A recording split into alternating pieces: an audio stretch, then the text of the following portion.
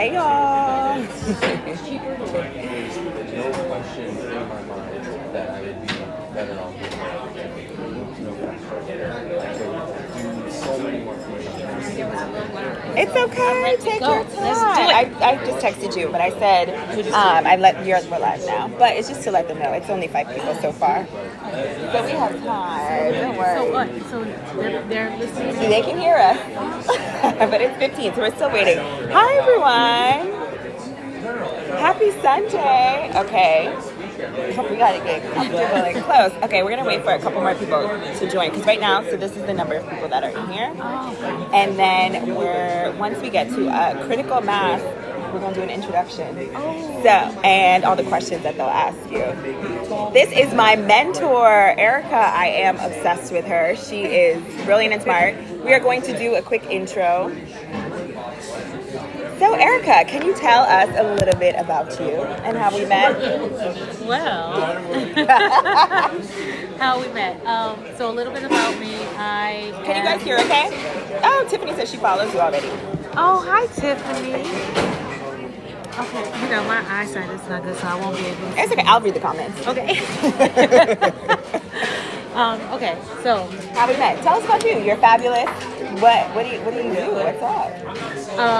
Well, I'm pretty humble. I don't really like talk about myself. No, you want talk to about myself, but oh, can I talk about you? Yeah, then? then Okay. Okay. So Erika is really that girl. I did a video on her, and I think she is the most fabulous woman in New York City.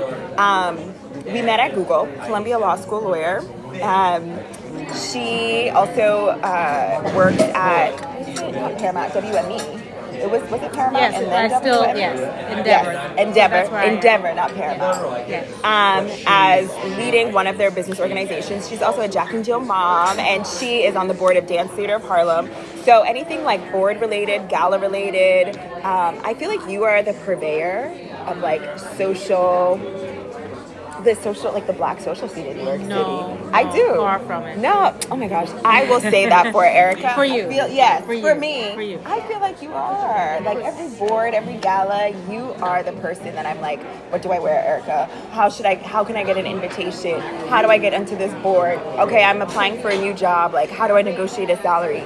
You are really that person for me, so I'm very grateful to you. Well, what I think I do with you and my other mentees and loved ones is, and excuse me if I take my jacket on and off. I'm of a certain age, so I get half black. You guys will see, but I'll talk Jody through it. I'll talk you guys through it. So I'm gonna just take this off. Ooh, so that's. I have to now dress in layers because this happens to me. So if you guys see me sweating or moving my hair around, don't mind me. You will be here. Oh, we have to toast. Oh yeah, let's toast. She has me drinking a rum cocktail I do. in the middle of a day. We actually came for tea, guys. And now we're drinking liquor. And somehow we came for like tea and tiny sandwiches because we're supposed to be, really snatch. sophisticated and snatch. I know. And then we saw the menu and we're ordering like full dishes and desserts and we were supposed to do like tea and have a little cute moment for you guys. It was gonna be cute. It doesn't. We can't do it. No, we can't do it. We have too much fun. I know.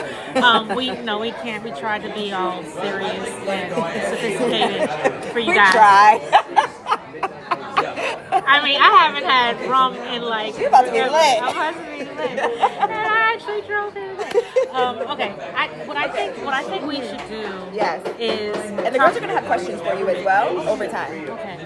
This is my first live. You're doing amazing already. Like Sorry. Don't get distracted. Okay. Okay. So talk to us about how to what, get into the social scene. Well, no.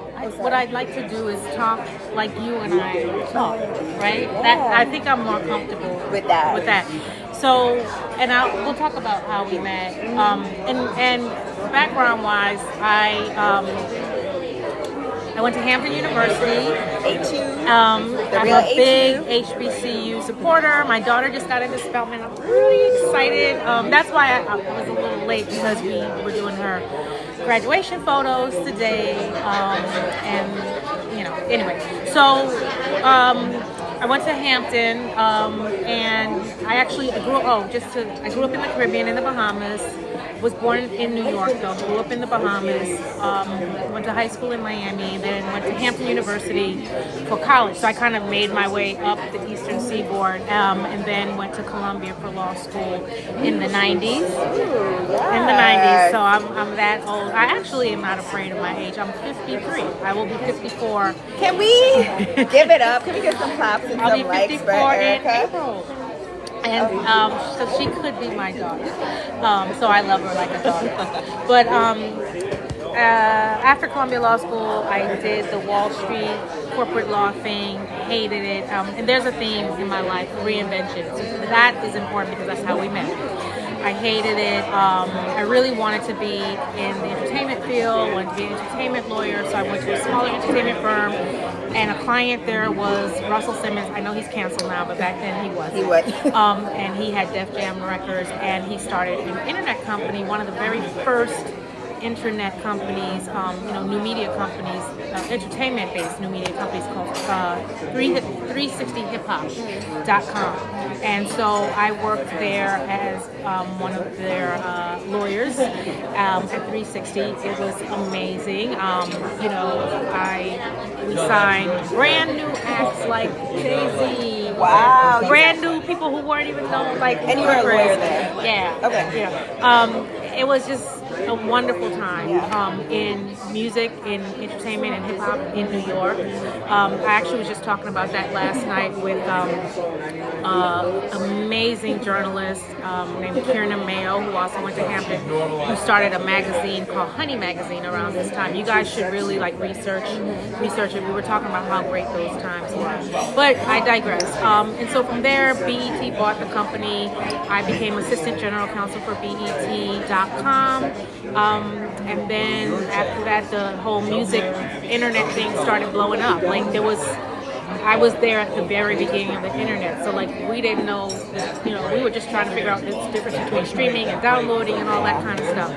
And so from there, the music industry kind of imploded, and so I said, you know what, now I'm going to television. So I went to MTV Networks, and I became a production attorney for VH1, and later a business affairs executive at Turner, one of their networks, True TV.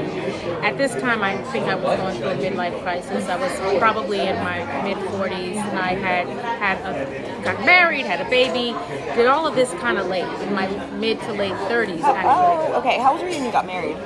36. I think you said 36, yeah. 36, and I had my daughter at 36. Okay.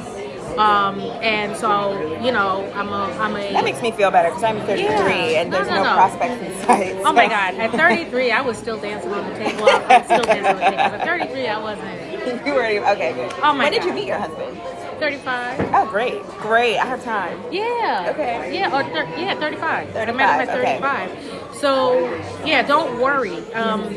Don't worry. I had a great life. I think, just to be honest, the only thing about doing it all late is your body is kind of worn down. I had a difficult pregnancy, but I don't want to say it was because of my age. Yeah. Because there are other factors that were there. So, but don't rush it. Don't feel pressure. I had a great time, great career, great life, great friends, and I did great things, and I still do great things with them. So anyway, I had a midlife crisis, didn't want to do law anymore, didn't want to work in entertainment. I wanted to be smart again. I'm like, I feel stupid. I worked in reality television. Yeah. I was like, I'm like, I have this Ivy League law degree that costs a lot of money. I want to do something really smart. What's the smartest thing I can do at this age? Go to Google. Tech. Yeah. Go to Google, right? Well. So that's how we met at Google. So I was the old auntie at Google. No, you were not. You were fabulous. I remember every day you come in looking so fabulous, and I was just like, "Hi, Erika." I'm just walking. And then we found out we were sorors. Yes, we were sorors. We're Deltas. Delta Sigma Theta Sorority Incorporated. Our birthday is tomorrow. Our founders. I am a terrible. Oh yeah, because all of them are back to back in January. Because my my chapter anniversary or my pledge anniversary is in November. And that's what Okay. I remember. November 20th. But, January 13th, tomorrow. oh yeah, So, there it is. but that's how we met and bonded over being sorors, but also black women at Google. I will say that the black women at Google are amazing. They are amazing. Amazing. I mean, they're still my crew today. I mean, obviously Jody, I have like all of them. We're all Erin friends. is coming. Erin is coming Yeah. by to have tea cocktails with us. And so tech is really hard on people of color, especially women of color, Well, you especially know. black women. I got my settlement check yesterday. Which one? I got On one. two. But I want to get another. Mine was raggedy. Mine didn't even cover my rent for the month. I'm like, I need some more corn. Then I need that. No, mine was terrible. Yeah, mine- And that's how hard it was on black women. All of these Is we're class getting a actions. settlement from how terrible So- Google was to us. Yeah, so we really bonded over our pain, and we really saved one another. I mean, honestly, I was leaving Google within like 4 months after I got there. It was horrible, and black women saved me and kept me there. Yeah, for like almost 3 years, almost 3.5 years later. Wow. And then Same for me. I left Yeah. again because I just wanted to reinvent myself again. We worked in diversity and inclusion, and it was really emotionally draining. Yes, And especially as black women. as black women, and I just couldn't. And I think in tech, it's sort of like this pseudo-liberal space where people think they're doing the work, but they're not really doing it. But it's Right, it's very performative. Right, Britches, I felt like I was banging my head against a brick wall. Oh, the thing is falling. Thank you. Also, they have questions for you. Oh, whenever okay, you're well, ready. let's go. No, but Okay. that's how we met, and we've been.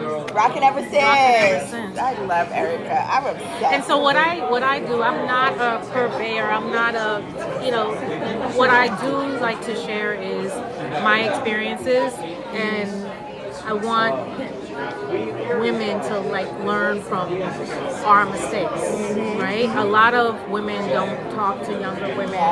A lot of married women don't talk to single women. A lot of women who have arrived don't talk to women who are still up and coming, and I don't believe in any of that. I've always, and I teach my daughter this, I've always known I wasn't going to be the prettiest in the room, the smartest, thinnest, the nicest, the kindest, but I was going to try to be the best I could be. So I'm not competing with anybody besides myself. So I just like to share and say, don't do what I did, or say, listen, this is what I learned. And so that's what I share with you. So it's not so much, there are women in New York who are way bigger and better in the social scene, charity scene, business scene, but I just share. Yeah, you have a generous spirit. You are a connector, and I really appreciate that. You really took me under your wing. I would not be here without you. And I That's appreciate not true. It's true, your generosity and sharing what you know is really special. So thank you. I appreciate it. Well, that's why I'm here today, guys. So Okay, let me get. how does this question thing Okay, work? I'm gonna ask you the questions, okay, and then you'll respond. So they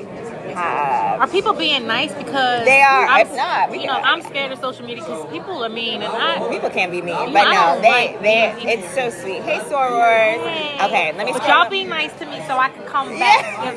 If y'all are not nice, I'm not coming She ain't back. coming. Stunning. Wow. I love seeing successful black women. It is so nice. Okay. The fabulous ladies are having a kiki. Oh, okay. Tipsy tea. Wait, I saw Spring '92. Where do you see Spring 92? Did you see Spring 92? Oh, I thought I did, but I'm gonna not act like I can read it because I might have to put my glasses on. It's okay. Okay. Oh, Jazz Turner. Tea time to liquor. Okay. Hi, a lot of people. Oh, hi. How are you? That's her. Okay. Keep asking the question. Someone says, how do you get invited to any galas? Well, actually, 1 second. okay, are we ready Yeah. to answer that question? Okay. So, to be honest, the simple answer is that looks like Jody got like real food. I got pasta and steak. Yeah. The real answer is galas are not necessarily private. Like anybody can go Yeah, as you long pay for a as you ticket. buy a ticket, right? I mean, that's the purpose of a gala is as a fundraiser, right? The issue comes is there's two things. one, knowing when they're happening. So you do kind of have to be on email lists, right? And so if you're interested in certain organizations like Dance Theater of Harlem, please come. Our gala is April. That's the best gala in New York, I think. It's my favorite. It's my favorite. But so get on mailing lists, whether it's Studio Museum, Dance Theater Harlem, MoMA, you know. Apollo is more like spring luncheons and stuff. Yeah, but they have and they're fun. Yeah, and so get on the mailing list so that you can get notified as to the date and time for the galas and different fundraisers and events. But also, and you know what you guys should do too? Get on their mailing list so you can go to their their talks and different events that they have. I met a woman last month in Ghana. So I went to Ghana. That looks fabulous. It was my first time in Ghana, and did you have a time? I had a time. But you guys, you'll share my Instagram page with them, and you can see pictures. But anyway, I met a lady who was married to the most world-renowned architect in the world. He's 90. He's Ghanaian, and I had lunch with them. They're friends with Dewana, our other soul, who you guys, who's amazing. Dewana Williams, she's a real estate developer, one of my besties, and she's the real deal. So we had lunch with them, and I said, well, and she's American, he's Ghanaian, lived in the UK. I said, well, how did you guys meet? He did a talk for the Studio Museum. When was this though? I mean, a while ago, but it doesn't matter. No. Yeah, But the concept is, she met him. She went to a talk that he did. Her parents were architects, or at least her mom, and so she was interested in this talk. In that world. And she said she wasn't dressed up or anything. It was really nasty outside. She had on moon boots and kind of, but she's beautiful. And he noticed her from the and now he's knighted. He's Sir. Wow. And now she's lady. I know that's and right. living her best life, all because she went to this thing. So Yes. go, Thank you so much. Go to events, find out what's happening. Yeah. And like I said, so you have to be notified. But a lot of times, the tables are already kind of claimed by corporations. Yeah. So that's another thing. If you are a part of a corporation or know friends who are parts of, who are members of corporations, you can always say, do we have a seat or do we have a table at this event? Yeah. And if so, a lot of businesses have tables and you're not aware. And a lot of times they're scrambling to fill them. Oh, 100%. I always say that. Yeah. So awesome. I think that's how you go to the games. Purchase it. See if your corporation has one. Be on a board or a junior board, and you'll get a ticket. Be a +1, but that's really it. I think honestly, the ways I've attended a gala is through being a +1, or if my company has a table. That's when I went to Dance Theater of Harlem. Yeah. Sony had a table. And now you guys are coming back. You have another table. I will be there. I will be there. Okay. So next question. Okay, I'll let you read because I'm crazy. I'm going to read, and feel free to dig in if you need. Okay. Wait, hold on, let me get the salt and pepper. Okay. Just a lot of claps, you look amazing. God, I see what you've done forever. Oh yes, I know about Honey Mag. Yeah, I was talking to my 17-year-old daughter about it last night, and she met Kieran, and she was with me at the event, and she looked it up, and these kids now are really into the 90s. Yeah, they're as nostalgic. Yeah, it's a better era. It was amazing. Better era. Okay, so someone said, can you speak about Reinvention at some point? Yeah, I do it all the time. I'm doing it now, actually, again. I think, it gets easier as you get older. We gotta help you because You know what? It's my thing. My phone back keeps on. Okay. We didn't plan this. We didn't, well. child. I know. Okay. It'll be fine. Yeah. So we gotta do it so that it's not. Okay. All right. Reinvention. It gets better as you get older, I think, because you have more confidence in your capabilities. Yeah, let's do it. That's perfect. Why didn't we do that from the beginning?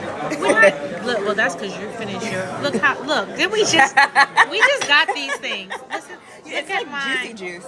Try it. Have you tried it? Yeah.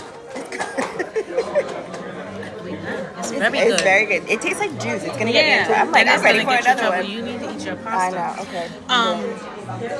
Reinvention. It gets easier as you get older because you are more confident in your abilities and your leverage in the world and how you know, show up. And so, and also, but you're also more in tune with yourself and you're more self-aware. I will tell you, and I share this widely.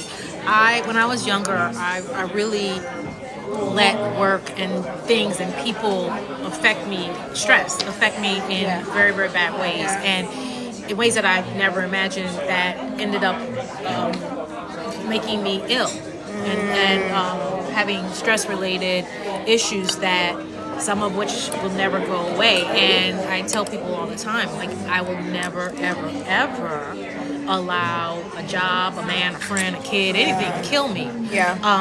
My life is too precious. And so that at the point where I feel, is that really good? Mm-hmm. At the point where I feel like it's not worth it, it's not worth my peace, my happiness, and my health, or at the point where I just feel like I want to do something different, then I do it. So I feel like there's a lot of ladies who are like in their 20s and so afraid of turning 30 or 35, and I'm like,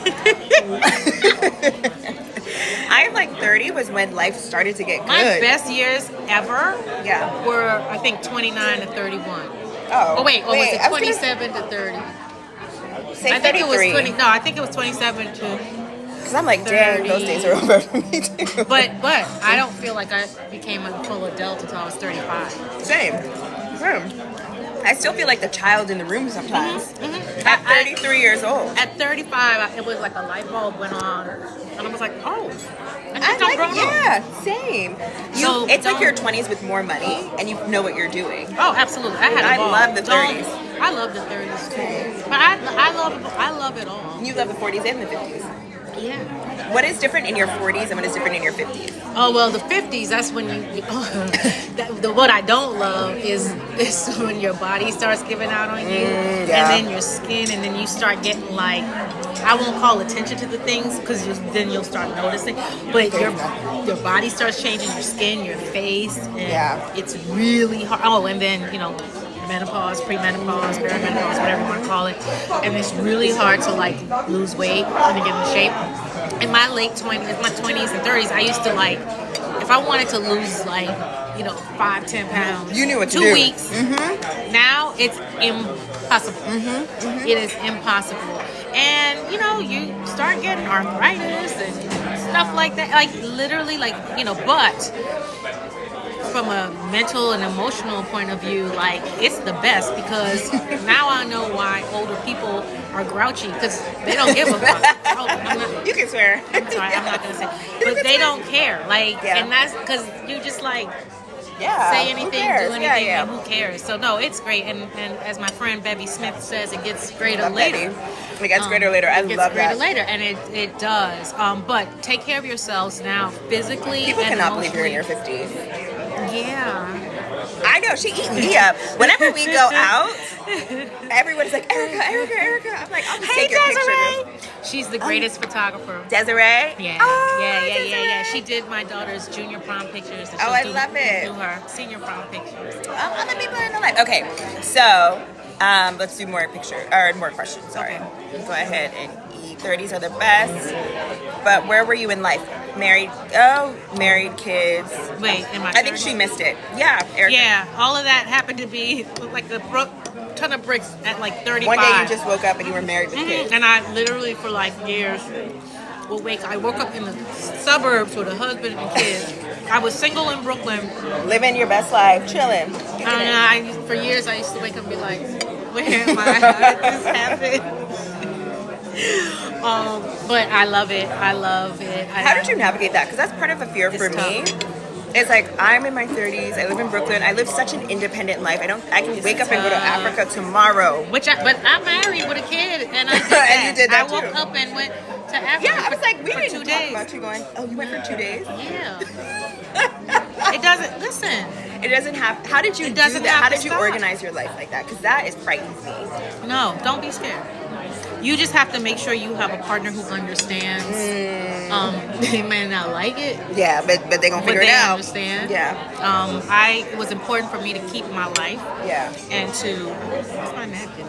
To keep my life I and might have to taken yours. I think you took. Sorry, my bad. It was important for me to maintain who I was. And it's tough, y'all. It's really hard. Yeah.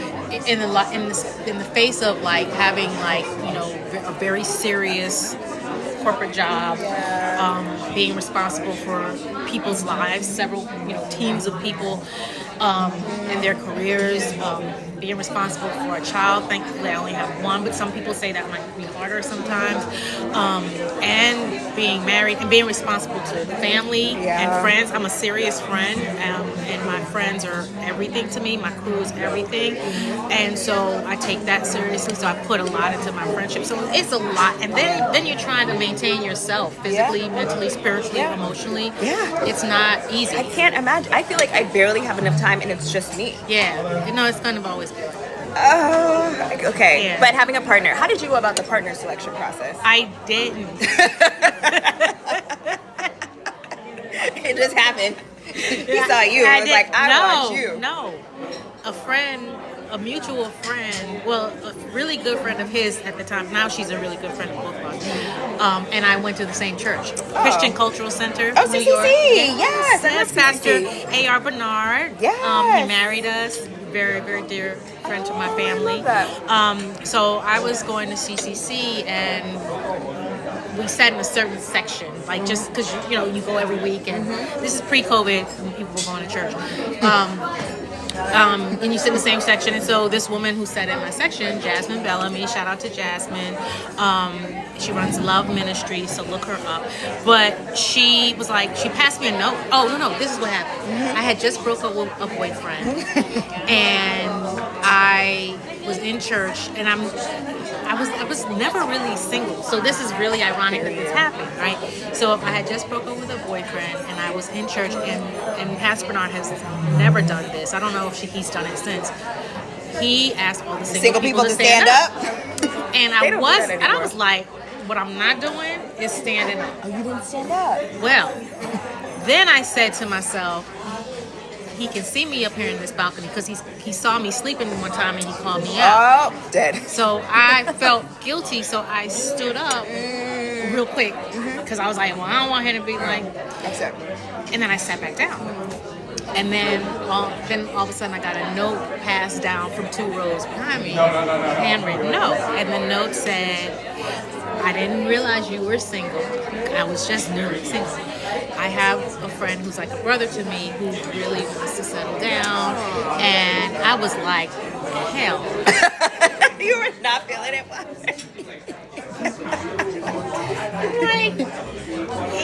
And you were also still that girl. So I'm sure you were like, girl, no. Right. So I was like, no. So she was like, here's my number if you want to hear more or whatever. So the next week, the whole week passed. This is when I was still at VH1. The whole week passed, and then I felt guilty. Y'all have like a really big guilty conscious. So anyway, I felt guilty because I was like, well, I'm gonna see her in church when we sit in the same section, and I don't want her to think I'm a B, right? So I was like, so I called her and I said, listen, thank you for the note that you sent last week. I'm just not interested. I said, but what's his name? Anyway, I just was curious. So what's his name?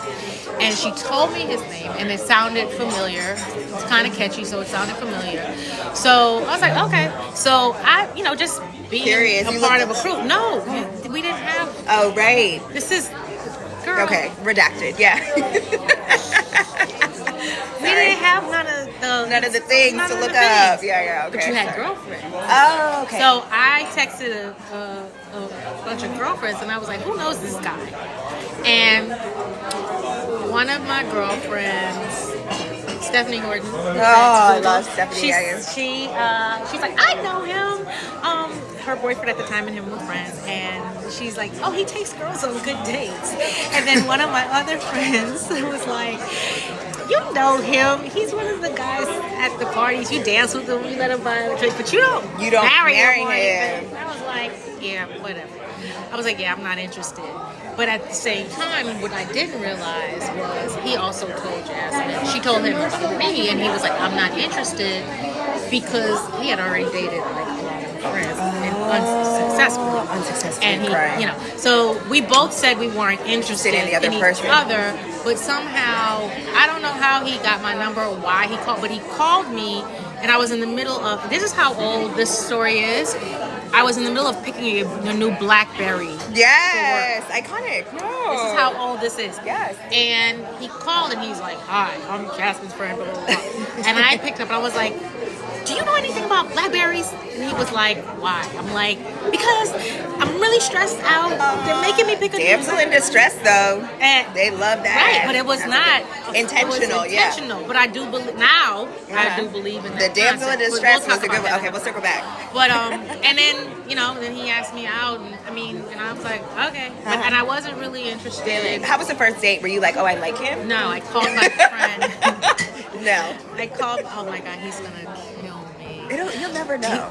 He's very funny. Okay. But I called. Well, you didn't say his name. Yeah. Well, I guess everyone can look it up. Sorry. I went to the bathroom and I called my girlfriend and I was like, girl. Was it because he was boring? No, he was full of himself. Oh, yeah. And I felt like he was full. But, back then in New York, he was a banker and they were all like They all were like today. They are all like that. So, yeah. They were worse than the athletes and the entertainers. Oh, yeah. Because in New York, and I was telling my daughter this last night, in the 90s, everybody lived here and everybody hung out together. Yeah. It wasn't... So they were hanging out with the athletes. Oh, yeah. The athletes, the lawyers, the doctors, the entertainers, the bankers, the professors. Everybody went to the same places and the same parties and the same events. Like, Thursday nights was this club and Tuesday nights was this. So we all hung out together. But they were, I think, worse. Still today. Because I think they have this interesting complex of like, some of them are revenge nerds where they weren't, because athletes have been lit their whole lives. Mm-hmm. But when you're a revenge nerd, you come back, you make a little bit more money, and then you also have longevity in your money in the way that athletes don't. So they're like, I'm about to be rich and richer forever. So even present tense, I personally think an experience of dating an athlete is much better than dating an investment banker. So I agree with you. I agree with you on that one. But, how did I end up marrying him? Because, he hung in there, and, what happened was, I just kind of felt he was just full of himself and, trying to, posture. Play me, and I basically cursed him out. Yes, rat-ta-ta-ta. They love and that. I was like, you don't impress me. Get him. The next man that I'm with is gonna be my husband, father of my kid. I don't have time for this shit. Sorry, this is so funny. And he was like, and he was gagged, and he loved it. He proposed. He was gagged. Yeah. Really? Yeah. You're iconic, Erika. And he's never been that humble against He's never felt like that before. That is so funny. I have to look at the messages. Love her. I know that's right. They are crying, clapping. Can confirm and agree. She's stunning. All the girls love you. Love it. This is so girly pop. Erika's makeup looks amazing. My baby did it. My daughter. Yes. Oh my God. It's the first time I actually let her do my makeup. It looks so beautiful. Really? Yes, you look beautiful. Elle, if you're here, they like you. Elle. Okay. Everyone says, that girl, adore this conversation. Very iconic. Okay, so you guys got married. What marriage advice do you have? Or Oh, you know what? I do. I have advice. Okay, tell us. Do you want to try this? It's really good. You want to try it? Because you know what? Nobody's married. Well, I'm sure there's some people. Marriage is not perfect, and and that's another thing I tell you guys, don't get caught up in what you think you see, because it's not real. I had a conversation with a friend, very dear friend, who lost everything in the LA fires, and we talked about what's real and what's not. Yeah. And the life that this social media life is not real. Real life is ups and downs, and it's highs and lows, it's joy and pain, sunshine and rain. And it's true. Like, it's not, you know, I've had many ups, but even, you know, more downs. Well, I'll say many downs because God is good, and so I've probably had more ups. Yeah. Because of His grace. But don't let anything that you see fool you. And I try to be really real, which is why my husband gets upset at me because he's like, you tell too much. But I will say about marriage, I can't give advice based on mine because we're still trying to figure it out, right? You know, I think I will say marriage, you have to look at marriage the way you look at business. You know, and I hate to sound cold, but marriage is a business. It's like, you know, it's run operationally. You know, you have your finance department, you have your HR department, you have your marketing, you have your, you know, operations and logistics, compliance, like literally, like, when you're choosing a partner, ask yourself, would I run a business? Ooh, that's good, Erika. With this person? Would I run a business? Would I invest my money into and my person? time and my efforts and my future in this person? in this person? And you felt that was the right decision? I think for me, you know, I didn't know then how much of a business it was, but what I knew then, it made sense to me. And obviously I loved him, you know, and we wanted the same things, and, you know, but through having the marriage and through talking to other people, you realize that it's more than, oh my God, I'm so obsessed. You know, and for me at the time, I was like, I just want a man with integrity. I remember telling that to one of his friends, actually, who was at our wedding, the day of my wedding. I'm like, you know, he's just such a strong man with integrity, and you know, but you have to understand that it's more than just like those kind of EQ type of things, and it's you know, it's that, it's the IQ, it's you know, does he put the toilet down, you know, does he, you know, because you can look at, so many of us wives look at our husbands and sometimes you're like, I wish he would just stop breathing. Like, not to die, but like just he's breathing. No, he's just breathing too hard. Yeah. Or like you're looking like, why is he chewing with his mouth open? Like, I mean, those are real things, you know, and that transcends like, oh my God, he's so cute, and he's so this and he's that. You know, you gotta make sure you want to, you know, be bothered with this person for the rest of your life. That's a good one. And make sure that they will have your back and they will take care of you. Yeah. You know, my husband has a lot of faults, but he'll take care of me when I'm down. You know, like, and so, you know, he's one of those who will definitely, like, you know, if I have a night out and I drink a little bit too much, he'll hold my hair back when I'm going up.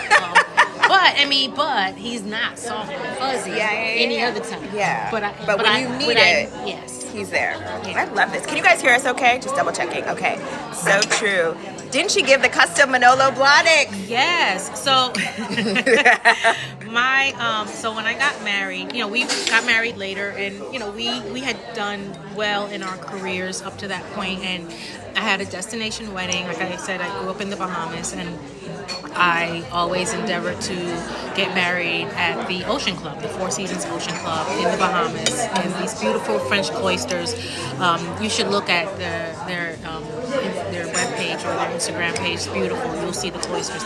Anyway, so I knew it was going to be expensive for people to travel there, right? So, and I didn't want my bridesmaids and our groomsmen to be adversely affected financially. Like, you know, we've all been in enough weddings where we're like, oh my God, why am I paying for this? This ugly ass dress and these shoes. And so I was like, I told my husband, I said, we're in the position, and at the time my husband worked for Lehman Brothers right before the financial crash of 2008. So that tells you a lot about, you know, what we've been through. But anyway, at the time, we got married like 3 months before the crash, and at the time we were in a position to you know, subsidize the wedding. So I wanted to make sure that, you know, I got the dresses for my bridesmaids. We did Saul, who's a Saw. Wait, hold on. Saul. She has since passed away, but she Amsale. Look her up. She still has a boutique, and she was a premier or the premier Black bridal gown designer. So she did my gowns, and I had her do my bridesmaids gowns, and then I also wanted to pay for that plus their shoes. And so when Manola Blahnik, I had some contacts there, and I was able to get the shoe. They were a printed satin shoe with my wedding colors. And what were your wedding colors? Chocolate brown and Tiffany blue. Oh, of course. Because it was the color of, basically it's the color of the resort. Okay. And I love those colors. So I was able to get them to have the factory make the shoes to the height and heel specification. Oh, wow. Of the woman. So were they all the same height? No, and they all didn't. Some of them liked, really tall heels. Some of them wanted kitten heels. Okay, some of them wanted me. So they were able to custom make them based on their preference. Of That's so dope. Of how they wanted to walk down. I love it. That's amazing. Okay. Erika, what do you look for in a mentee? Oh my goodness. Somebody who's real, who's honest, who's smart, who's a go-getter. I love go-getters. Yes. I love people who take control of themselves, their lives, but also our relationship. Yeah. I'm really busy and I'm very forgetful, and I have a lot going on. Most women do have a lot going on, so I'm nothing special. But I like when people take the initiative, because I'll be thinking about you. It's funny. I drove down here thinking about a friend. I was like, I gotta tell her Happy New Year, and I'm gonna text her in a minute. But I already forgot by the time I was looking for a parking space. So it happens to me a lot. So you, Aaron, whoever else that I mentor, you guys always kind of say, hey. I'm like, hey, okay, So I do like people who take the initiative and who have a lot of common sense and who are, Mm-hmm. That's what I always tell them. I'm always like, you have to be 80% of the way there, or 60% of the way there. Because people will reach out and be like, oh, can you serve as my mentor? And they're like, I haven't worked in X amount of years. I don't know what I want to do. And I'm like, I feel like there's a little bit of foundational work to be done before I can really support you. No, that's what I tell people when they come see me at my office or call me. I say, well, tell me what you want to do.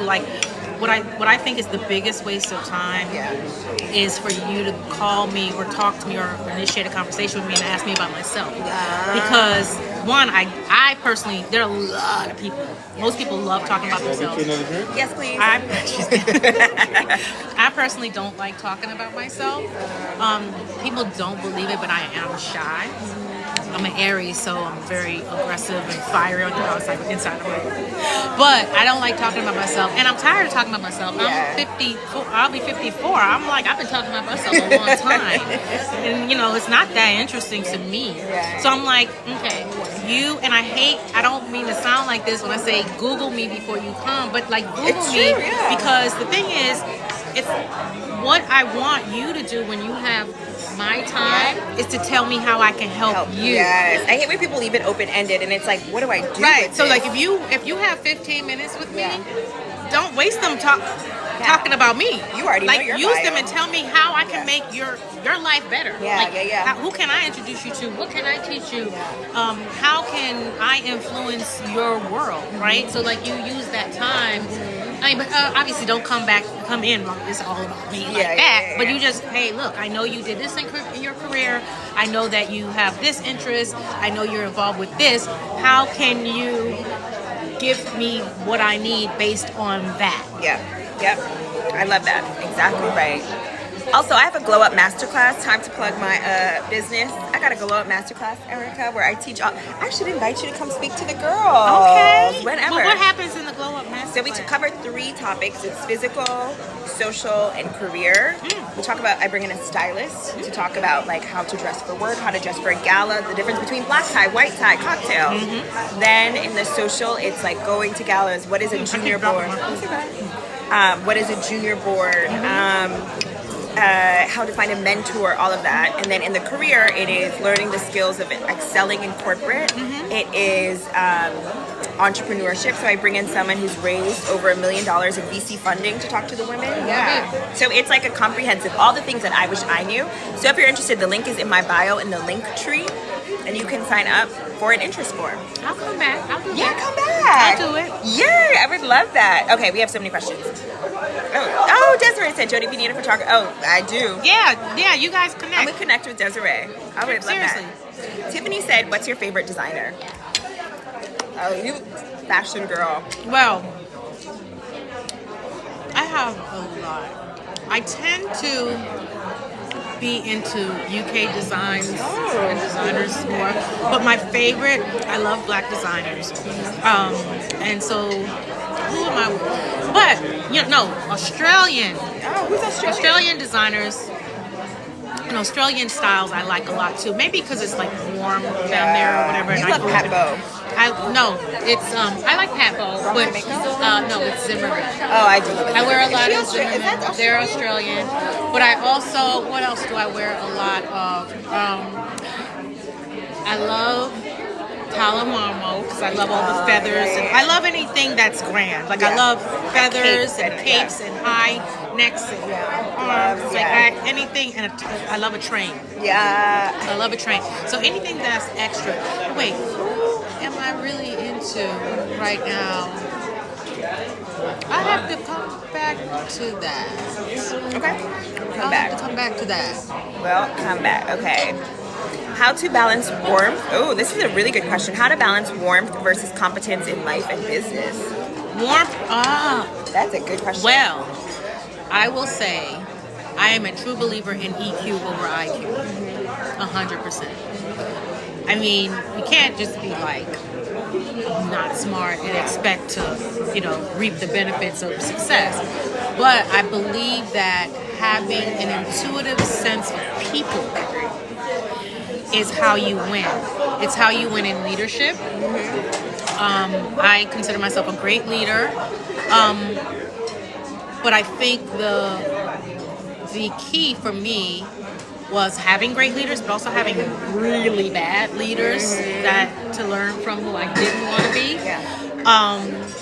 But also the key is to be intuitive to human beings and human emotions, and to know who you're dealing with, not just in people who work with you, right, or work for you, where you create trust and loyalty to where they want to do their best for you. Like they want to make sure you win. But also with the people who you're, in my case, negotiating against or who you're doing deals with, you need them to trust you and to trust that you're you're not taking advantage of them. You also need to know how people think, and you have to anticipate their next move, right? So that's how in strategy, so I'm a business strategist, and so in strategy it's very important to think like 2 or 3 steps ahead and not checking your common sense at the door. Understanding, like, you're a human being and you understand how human beings work, so you have to tap in to how you think that person will respond to that ask or that suggestion or that bid or that deal term, right? So it's about, you use way more common sense to succeed in business than anything you'll learn in school. So I hope that answers the question. How do you balance warmth with competence? You have to be competent, but don't check warmth at the door, because warmth is what's competence will get you in the room. Warmth and sincerity and humility and trustworthiness will keep you there. I agree 100%. I do think a lot of people are competent. There's a lot of people who can do the job. There's very few roles that I think require like such a high skill level and such a finite skill that no one else can do it. But I think the difference are people who are great communicators, people who, endear loyalty and trust, people who are collaborative. Like, I really feel like the reason why I've been successful is because I'm able to be a personality hire is also helpful. Thank you. My pleasure. Right in front of him. Right. No, it's okay. He wanted y'all to know I am lit. I'm just kidding. Okay, let's see what else. So what's your social media? People want to know. Are you comfortable sharing it? My Instagram. Yeah, your Instagram. Do you want to share it? Yeah, you can put it in the. Okay. You can I'll put it in the chat. I'm gonna put it in the chat. She's gonna put it in the chat for you guys, and then Erika, say less. I'm coming over soon. That was Desiree. and then my LinkedIn is my name. I'll put it. Yes. Okay. Someone said, curious to hear. You have to. No, I was gonna. Oh, okay. No, go ahead. I'm curious to hear about your non-negotiables in life. Oh my God, let me tell you, I have some boundaries and non-negotiables, Yes. and you have to create them, or else, what is that quote? You have to define yourself for yourself, or others will define you for themselves. Oh, that's good. And so it's very important that you define who you are and what your needs and desires are, because if not, it's human nature for people to then create what's comfortable for them and beneficial for them, and beneficial for them as it comes to you, as it pertains to you. So my non-negotiables are humility. Humility is so important. I think that there are way too many people who lack it or pretend to have it. I think that especially in this city and the type of environments that we're in and people we deal with, you gotta understand your space, and you have to respect the process, and you have to respect how other people move and how systems work. And a lot of people just come in like bulls in the china shop, and that's not. It's not gonna end well for you. So humility is one. Truth, honesty, integrity. I mentioned that with my husband. I'm big on integrity. I'm huge on my word. I keep my word. I want people to keep their word with me. I like people who are real, just real, authentic. Authenticity is critical. Like, you can't be my friend if you're not authentic. I love that. Okay, such valuable information. Okay, let's see. Hey, I can't wait to rewatch. Because this is gonna live forever, right? It can. Okay, so let me not. Well, TikTok allegedly is shutting down next week, so it might only live for 7 days. I'm gonna watch my words. Don't watch your words. If there's anything you want me to cut out, I can also cut it out. No, I'm good. Oh, this is okay. So there's a lot of questions for you. Do you need a break, or you can keep going? No, I can go. Okay. So someone actually down here said, "How did you structure your career?" Oh, Perfectly Blue said, "How did you structure your career?" Okay, so I was very intentional. I'm very, like I said, I'm a strategist. I strategize everything. I strategize the grocery store.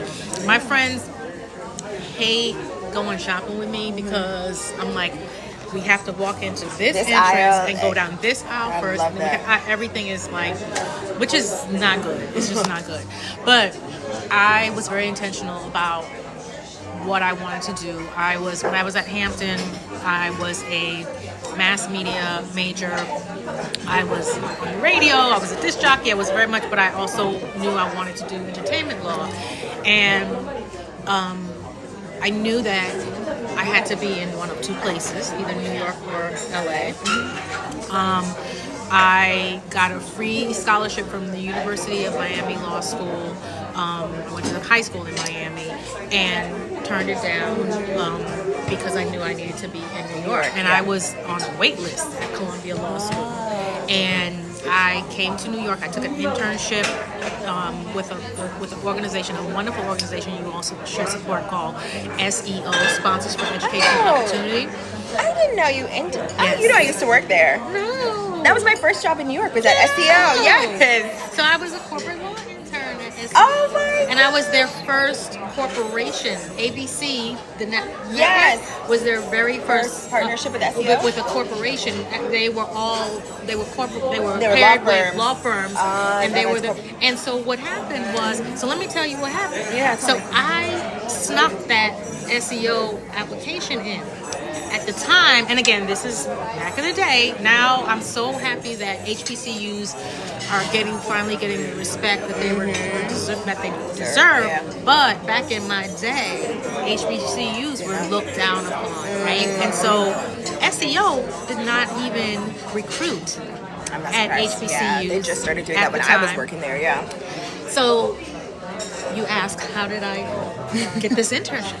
Well, I had a boyfriend Goodbye. and a best friend who went to Harvard. And so I would travel from Hampton to Harvard all the time. Okay, how'd you meet this Harvard boyfriend? Through my best friend. Okay, so your best friend was at Harvard. My You best visited friend her. from high school went to Harvard. No, this is what happened. She went to Harvard in her freshman year. She made friends with a guy and with a few people. And he came to her room and saw my picture on the wall. I know that's right. And He said, was like, that's "Who going is to be this?" my wife. And that's not my husband. But we're still Okay, you guys are still friends. He's a great guy. And we're still friends. And so I was pre-pledging. Oh, and yeah. she was pledging because they could pledge earlier. Delta? She's pledging Delta, and he was pledging Kappa. They pledged like a semester earlier. They were like fall. Got it. 91, Yeah. and I was spring 92. So anyway, they had crossed, and I was You were pre-pledging when still they crossed. pre-pledging, and I was like, stressing out. And my best friend was like, "Oh, I'm gonna have my friend talk to you about, But also, can we get a theme? what." Stressing out, damsel in distress. Always seems. But I wasn't doing it on purpose. I'm just naturally a hot mess. And I am. And they love it. They're like, oh my God, how can I help? That's a word. That's a tip. Anyway.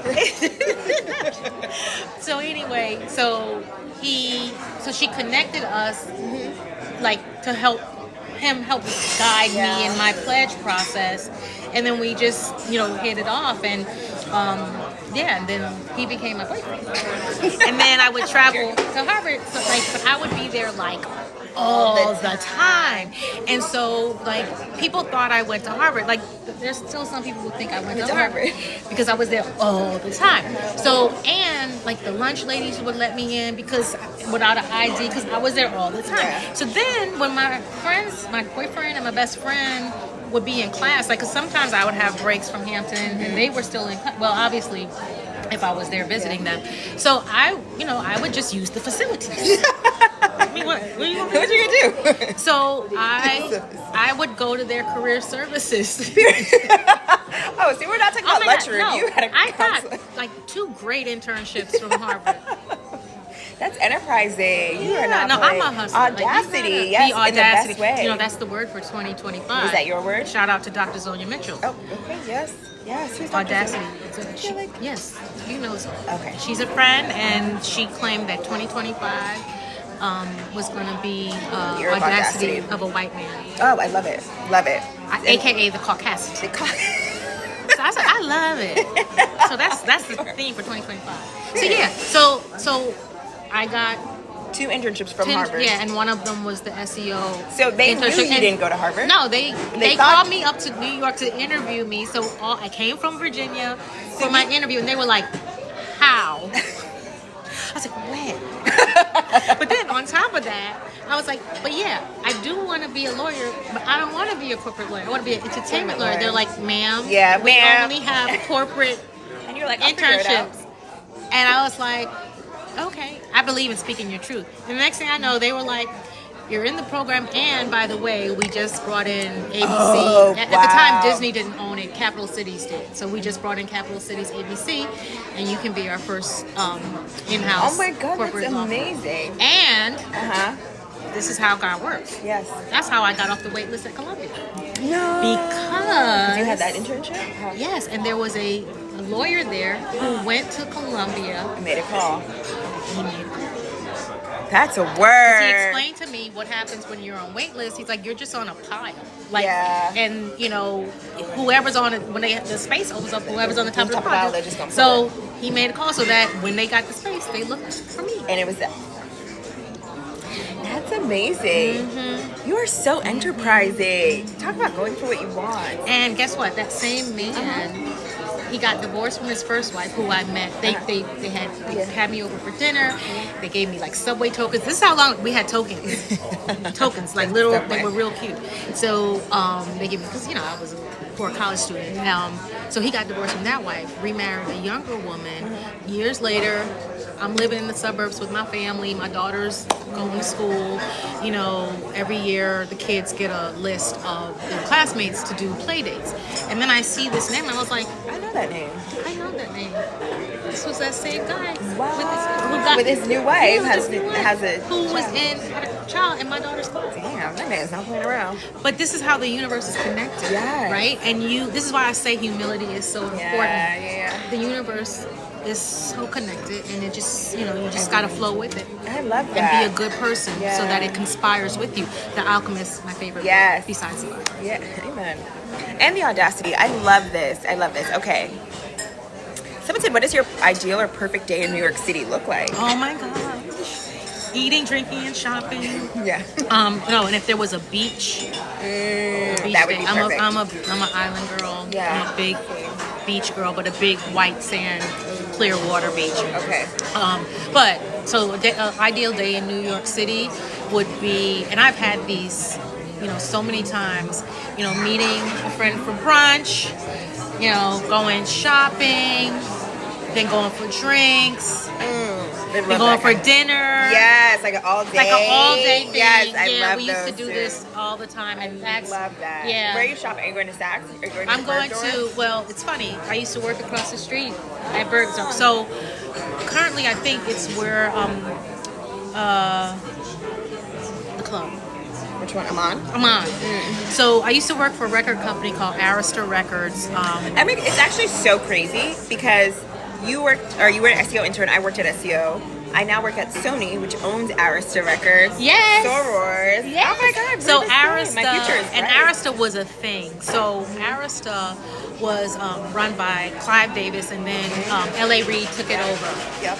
And I started working for Arista during LA's reign, and Arista was 6 West 57, and I think Amman is in that space, or that's part of the space that Amman is in, and Bergdorf's was across the street. So you used to be Oh in that thing. my God. Like, we were there every day, and I had a standing hair appointment with my girl, Mahogany. She has her own salon now, but Mahogany Grace is her name. She's amazing, and she was at Bergdorf, and every Thursday I would get my hair blown out. It was such a great, and then we would be at Saks, and I remember like Pharrell and the Neptunes, their office was under ours. Like, we would all run into each other at Saks. So and all fun. this stuff. Yeah, it would be so fun. So yeah, but I love Bergdorf. Right now, I'm much more of an online shopper. Yeah. But yeah, when I was shopping in stores pre-COVID, It's such an experience too, because they have all those cafes, and it's just so fun to be in the store and just like browse and touch it and feel the fabric. That is my ideal day too. She is fabulous. Okay. But I also I love a good high-low, and so my Instagram name is Miss Heart Hunter, right? Because I look for great deals, and so while I love Bergdorf's, I also Century 21 used to be my jam. They closed it, and now it's not the same. But back in the day, I also get a lot of pieces from Zara. I get some pieces from H&M, especially when they have like their designer collections. The collabs, And then I love a good like moda operandi moment, net-a-porter, outnet. There's some European. Do you shop at Essence or? Yes, I Essence? do. And also there's some other European sites, Satire. Yes. Yep. My Teresa. My Teresa's secret, but the Vestiaire Collective. Yeah, you know what? I don't love them as much because, and I've bought a few things from them. Their pricing, because they're cut the way you bid on your item, right? Oh. But then once they put all their fees and their authentication fees and their services, you're just like, I could have just bought it straight. Yeah. So just keep that in mind. But they have great stuff. Good to know. I've gotten really great stuff from there. but keep in mind that like you're not getting The best let me price. not, because I might get sued by them. They're great. I'm just Beautiful saying. gowns, beautiful gowns. I'm just saying. Yeah, okay. I love that. Okay, put us on. Okay. Oh, we answered that one already. So what if he supports your dreams but still talk down? Oh, girl.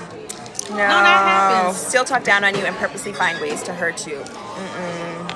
That happens more than Yeah. you know. That's why you have to really be strong. And then you have to decide if it's something that you can tolerate, right? Or like, also you have to, or is it something that you want to continue to fight every day? But again, that's a non-negotiable, right? Yeah. Like, you know, my husband could have whatever feelings he wants to have, but what you're not gonna do, right? Like, you know, go in private and pout. And he does that all the time. He pouts all the time because he knows, like, he can't bring that over here. It's just not gonna happen. Not gonna happen. No. Icon. Okay, let's see who else we got. Okay, you know what, there's over 100. Okay. Really? Questions. How much you got in you? Listen. You're good? Okay. Yeah. Let me just. I'm not even on my second. Oh, period. Well, let's keep it pushing. She said she's not. You didn't. Do you want some time to drink or eat? You I'm good. Okay. I'm trying not to chew on the thing. That's okay. I'm good. This friends and family on this live. She's so nice. Aww. What tips do you have? I love it here. Okay, what tips do you have to keep a strong social circle as you start to have kids and a career gets busy? Like I said, it's hard, but you have to be so intentional. Yeah. It's easy. It is easy when you have friends who have kids around the same age and you can do stuff with them. Like I used to love the mommy play dates, like, just lots of wine. But it doesn't matter, like whether they have kids or they don't have kids or you guys are in the same city or not, you have to be intentional. Like, and true friends, like time and space doesn't matter, right? And so I have friends who we all started in New York City or all started together in Hampton or wherever, but we're all spaced out now. But we are intentional about keeping in touch. And I'm not a great phone person.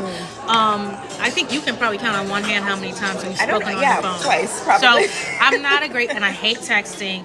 But what I love like connecting, right? And so I have friends, we travel together once a year. Camp Cutie, which is amazing. We have been, like, there's one travel group that where we have been traveling all over the world for this will be our 17th year. Wow. And we all came together.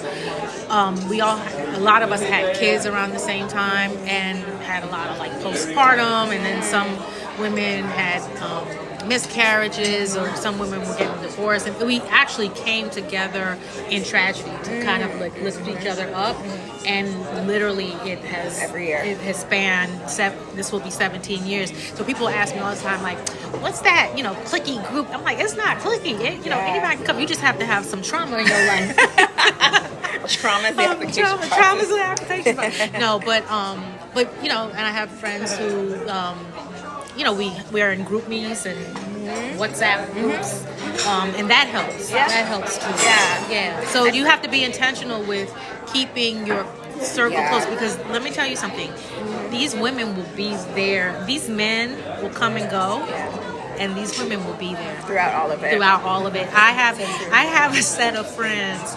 We met through exes in the Hamptons. These guys shared a house in the Hamptons. We were all with one of the guys in the house. So were you guys also in the house with them? Yes. Okay. And it's like three of us, and we are so not with these people. Yeah. But y'all are still friends. Two have had 2 marriages since then, and on one is on her 3rd relationship. I'm married. And but we remain friends. Yeah. And so, and that's special. That's a steadfast part about it. That's special. I have to be super, because some of my friends we're now in the phase where some are getting married, some are in relationships, some are having children. So we did something called podcast where every week someone has to record a voice note that's almost like a podcast for all of us to listen to. Oh, that's nice. And we'll just like listen to it, like catch each other up on like the things like I came back from South Africa, or so-and-so was dating somebody, and we'll do like a little catch up. But we do that every week because otherwise it just gets lost, because people get so caught up. Not all of them live in New York, especially my college friends. Actually none of them live in New York, so we try. It's difficult to do like an in-person meetup with kids. They're not at the point where they're like trapped because the babies are new. But we do like the podcast, or like we'll do a Zoom call every now and again, and we have it scheduled intentionally to make sure that we see each other. Yeah. Yeah. So just try like do group meets or text or whatever. You have to be intentional. Okay. Aaron also might be texting you. Okay. Because I told him to text you. Oh, to text me. Because my phone is on the live. Okay. Ooh, oh my gosh. What happened? We got some good questions, Erika. Go ahead. Okay. I can't find my phone. Do I have? No. Oh, I have it. Sorry. Okay, what's the question? Okay. He didn't text me. He didn't text you? Okay, perfect. Please post this live. This live will be on YouTube if I get the blessing from Erika. It depends on how many drinks I have and what I say. Okay, you're still on one. Yeah, I'm halfway through I'm two. doing this on purpose because, you know. Cut up. Let's get Erika uncut. Okay, advice for starting over in your 30s, unmarried, no children. Oh, good. Well, I mean, 30s are great. Like, Let's just get started. You know, I would say focus on yourself. Focus on yourself. Let me tell you, because once you're married and you have kids, trying to focus on yourself is so much work. I mean, I'm so sad that my baby's going to college in August, but I'm really excited to have some free mental and emotional and physical space to focus, refocus on me. Yeah. So no, don't look at it as a curse. Oh, I'm not married, I don't have any kids. It's a blessing. Do everything. Spend your money on yourself. When you have children or responsibilities of a house or a husband or a wife, whatever it is you do, your money is no longer your money. own. Like, Oh, I'm God. telling you, like, So scary. what I would be doing with my money right now if it was What mine. would you do? What would you buy? Oh my gosh. I'd have my Maybach. Sorry. I'd be bejeweled. Not a baby. Maybe die. I'd be somewhere on a beach. Like, when I tell you how much money this child. Yeah, I know. But it's almost done. Almost. Yeah. Oh, Well, after college. That's more okay. But even outside of like what I have to spend on her, it's things that you're always thinking about investments, creating a legacy. So whether it's me, buying homes because I want her to own homes, or whether it's buying this Chanel thing or this Birkin or whatever, or this piece of jewelry, like I'm always thinking about, can this last For her. and her children, right? Art, right? So I'm buying things from me, but always with the idea of it going to her or being valuable to her at some point in time. Yeah, I love that. Okay. Ooh. Okay, we keep on getting so many questions. This is from a man. Oh, hey man. Hey man. How should young black men level up in society? What social scenes should they be in?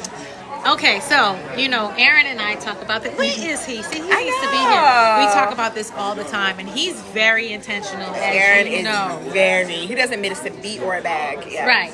So, why don't you tell them what Aaron does? Aaron is really intentional. Well, he's a Kappa, so he's a part of a fraternity. Aaron should also be joining us any minute. Hold on, let me just make sure no one joins the live. I should call him and tell him we're talking. Oh yeah, call him. So he's a part of a fraternity. He also went to Morehouse, which I think has a really robust network. So those two things help a lot. The next thing, he is a part of 100 Black Men. So that's an organization that I think is really helpful. I know there's other organizations that he wants to be a part of. Okay, because we're talking about you on the live. Is he close by? Yeah, so, he said 2 minutes. Okay. Because then you need to talk about, because a nice young man asked a question about how to level up in society, and so we're talking about you. He's 2 minutes away. Okay, we'll circle back. But we'll circle back. We'll I circle do want to back. say, I want to add on that. And Aaron is aware. A lot of people. Okay, I'm gonna just tell this much. A lot of people are not aware of. And I guess we're just going to talk about our community for right now. A lot of people are not aware of the different like organizations that exist. I don't think a lot of people are. In Black society, and I mean some people might say some of them are bougie, and you know some of them are, but there's so many. I just learned about a new one the other day. I was like, what was it called? I don't even remember. Yeah. But Always something. But The Knightsman. but there are advantages to being a part of some of these organizations, and you know, so just do your research, ask people questions, and I know, you know, Aaron, there's some specific to men, some specific to women, some specific to families, and then also professional organizations like, you know, the National Engineers or the National Black MBA or the National Bar Association. All of these things, it's about networking and connecting yourself with other people. I can't tell you, that's how my entire life and career has flourished through other people. I just got a call last night that, you know, somebody told somebody to call me about something, and then I was able to, you know, and then that person was like, oh, I have a job description. Do you know anybody who will fit this bill? And I was able to like recommend like, you know, several people. Amazing. So you just and they don't even know how that came about, but it's just all about connections. Relationships, and that came through like my husband being at one of his meetings and somebody saying, "Oh, I heard your wife." Blah, blah, blah, blah. Yeah. So you just never know. You know, and so I know sometimes like a lot of these organizations get a bad rap, and you know sometimes they deserve it. Yeah. But you know, match with one that works for you, right? Like, you know, sorority, fraternity, you know, professional organization. Hi. Aaron is looking here. so cute. So Aaron, why don't you slide in? Slide on it. I don't know if there's and going to be talk to the men's in the I'll turn it to in you. the room. Hi, everyone. This is Aaron. What's up, everyone? Do you need a moment to acclimate? I'm good. You're good? How's everyone? I was not expecting to be on camera. Well, they're What are we asking about talking organizations you should For join. men. For men. For You men? look so nice. Thank you. Thank you all. Look lovely. Thank Hi, you. darling. Mwah. Mwah. You smell good. I guess it depends on age. Oh, how?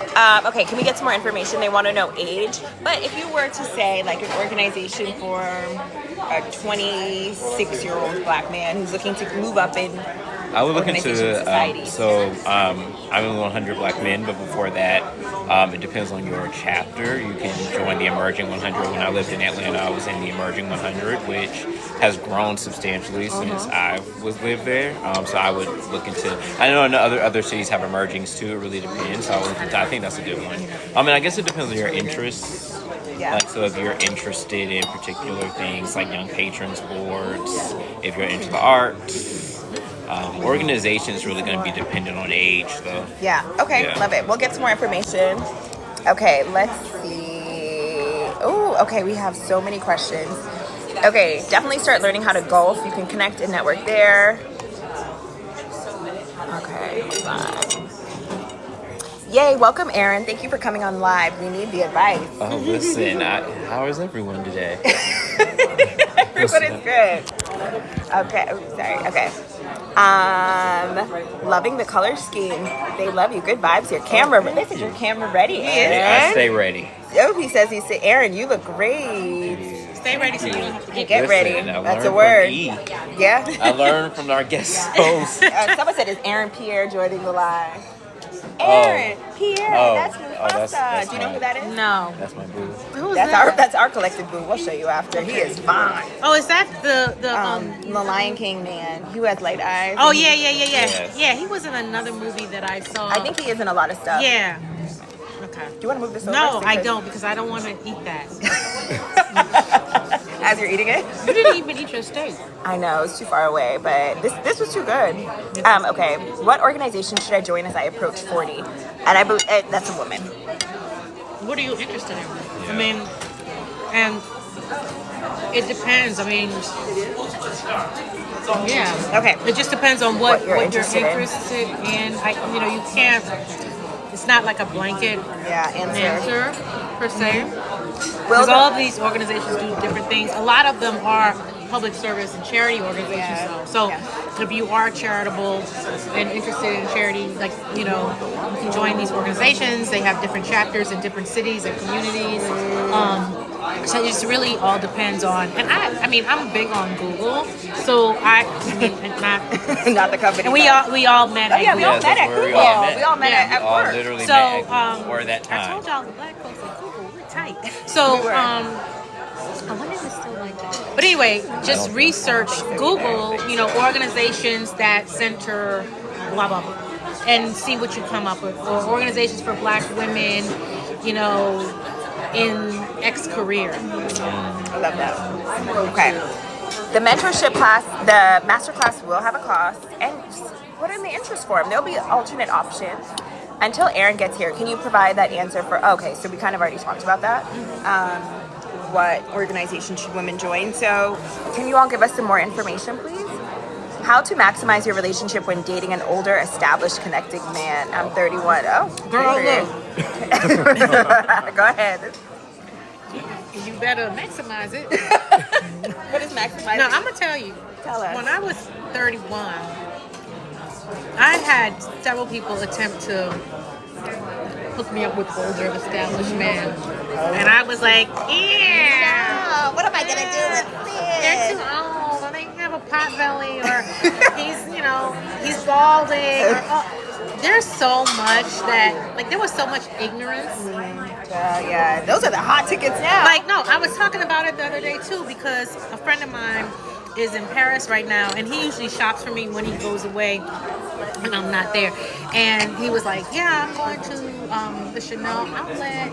And I was like, do you know Woodbury Commons used to have a Chanel outlet? And I would... Chanel don't have no outlets. Yeah. And I used to go in and be like, oh, that stuff is so old. Because I was young. Yeah. Now right. I salivate. want to box myself. Yeah. Right? But I mentioned that it was the same with men. Yeah. Right? Yeah. When you are, now I have women my age who are looking for someone who's solid and established. And, we all had those opportunities then, but when you're young, and listen, you're young, you have your pick of the litter, but a lot of these men are now looking for younger women. Yeah. Right? So just like this woman's guy, I'm sure he's, happy that he has a 31-year-old. I mean, you can't force yourself to be with anybody, and don't look at the establishment or the money, because that does not last. Sometimes it does, but sometimes it doesn't, right? I told you guys about my husband. He, made way more money than I did. But then, again, 3 months later, Lehman crashed. And all of his money was in his stock that he lost, right?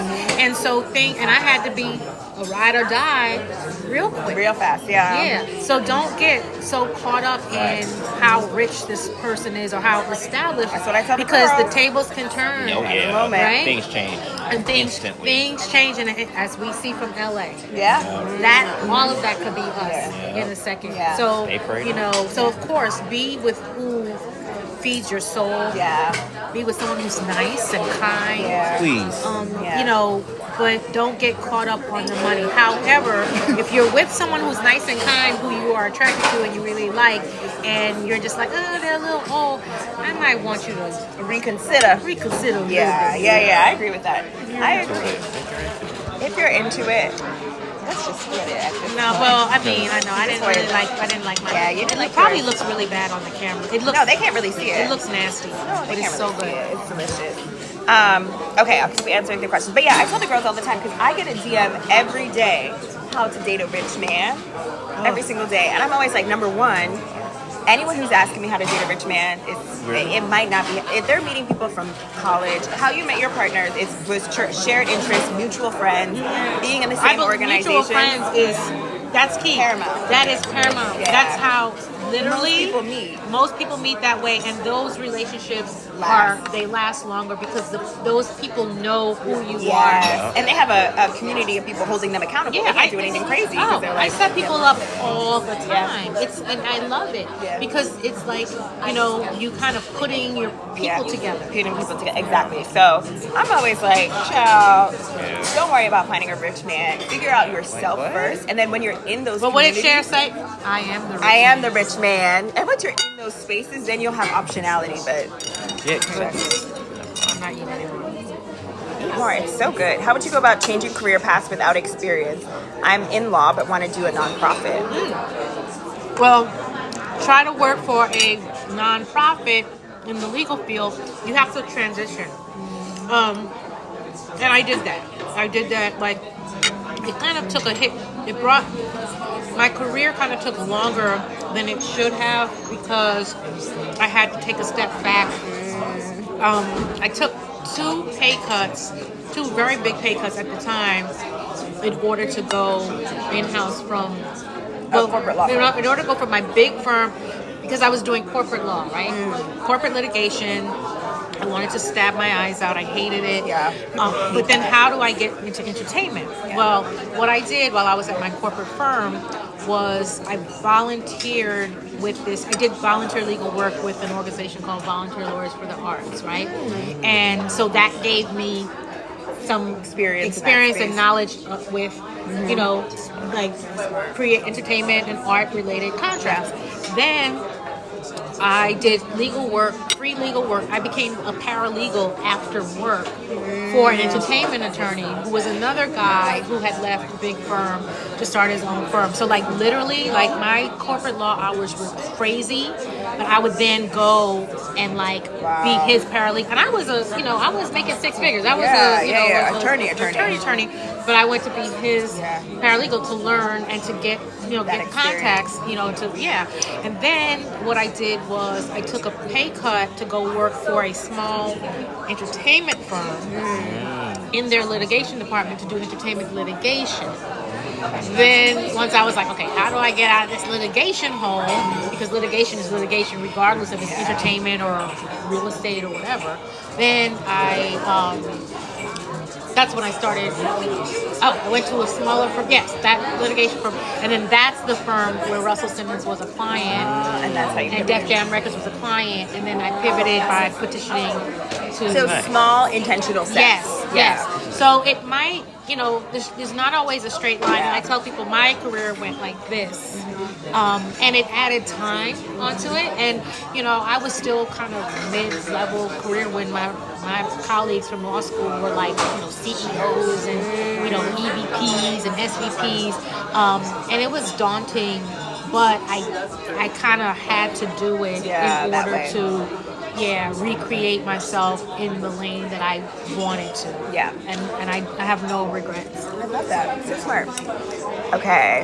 Yes, we are saving this live. We're on YouTube. Oh, someone said advice on dealing with limerence or a situationship. So basically, someone that they're really into, but it's not really progressing in a material way. Please. What's it called? Limerence. Limerence. I never heard that. Is when you have this it's not quite an obsession, but it's like someone that you have a deep crush on, but it might not be reciprocal.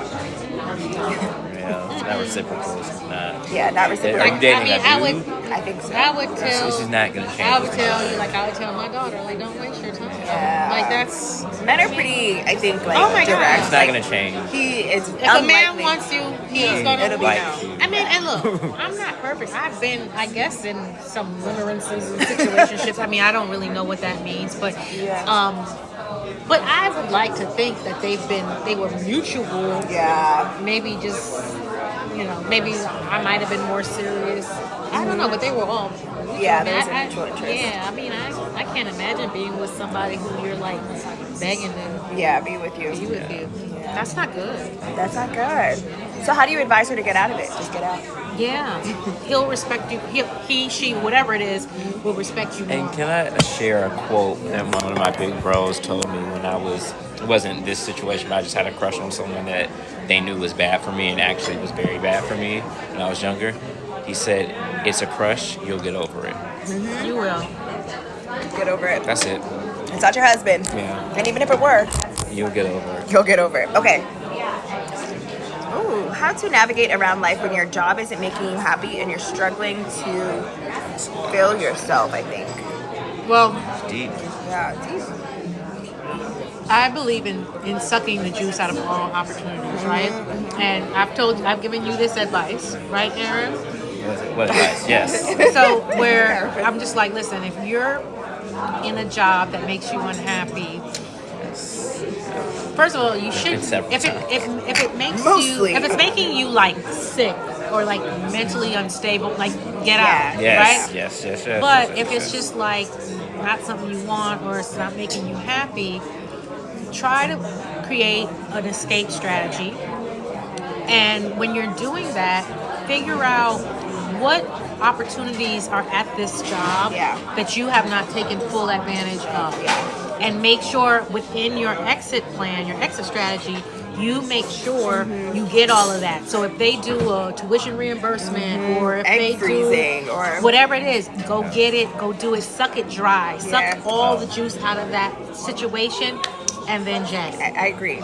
I always say it's a point of depreciating returns or diminishing returns where it's like there's no ROI for you, that's when you leave. Yeah. But every job, figure out all the contacts, all the programs. Oh, you all figure the out, but benefits. we need to stop looking at jobs like they're doing us a favor. Like we're doing them Yeah. a favor, right? So figure out like what do I need from this job? Like my second law firm, I could not stand, but I knew I wanted to buy a brownstone, and I was in my 20s, but I knew, and this was right before I went to work for Russell Simmons, and that was another pay cut.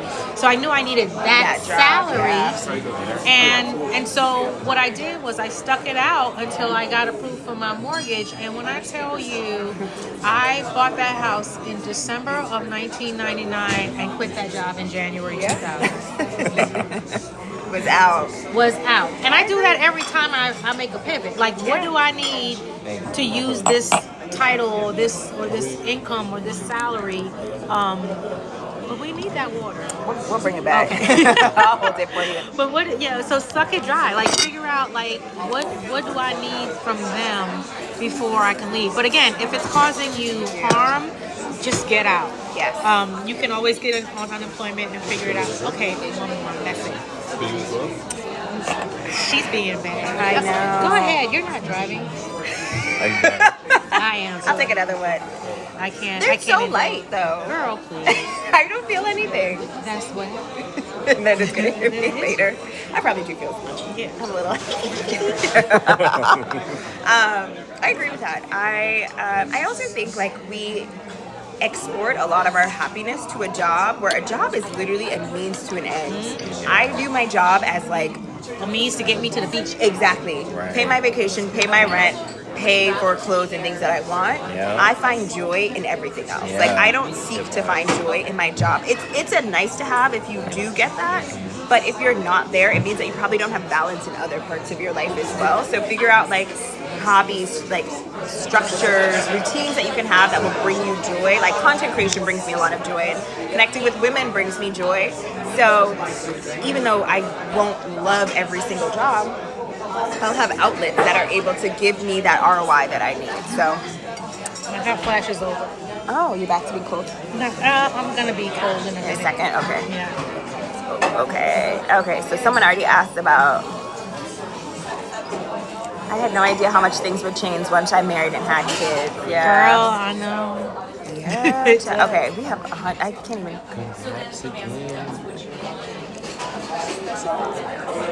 Okay, great advice. Do you have a sister? Yeah, I have a baby. Well, I have 3 sisters. I think they're asking. Wait. I think they want to be set up. I don't know why they're asking. Oh, no, that's a girl. Is it? I don't know. Yeah, I do have sisters. Period. Okay, Jody, that's a good tip. I love your content, love your advice. Oh, Charity is in here. Well said. Hi, Charity. Hey, Charity. Hey, Angelique is in here. Hey, Angelique. Now, if you guys don't know Angelique or follow Angelique Miles, you want to talk about age. That sister is 58 and the finest specimen On the black planet. woman, of any woman on the planet, Agreed. and she's one of my besties. Aww. I'm trying to be like her.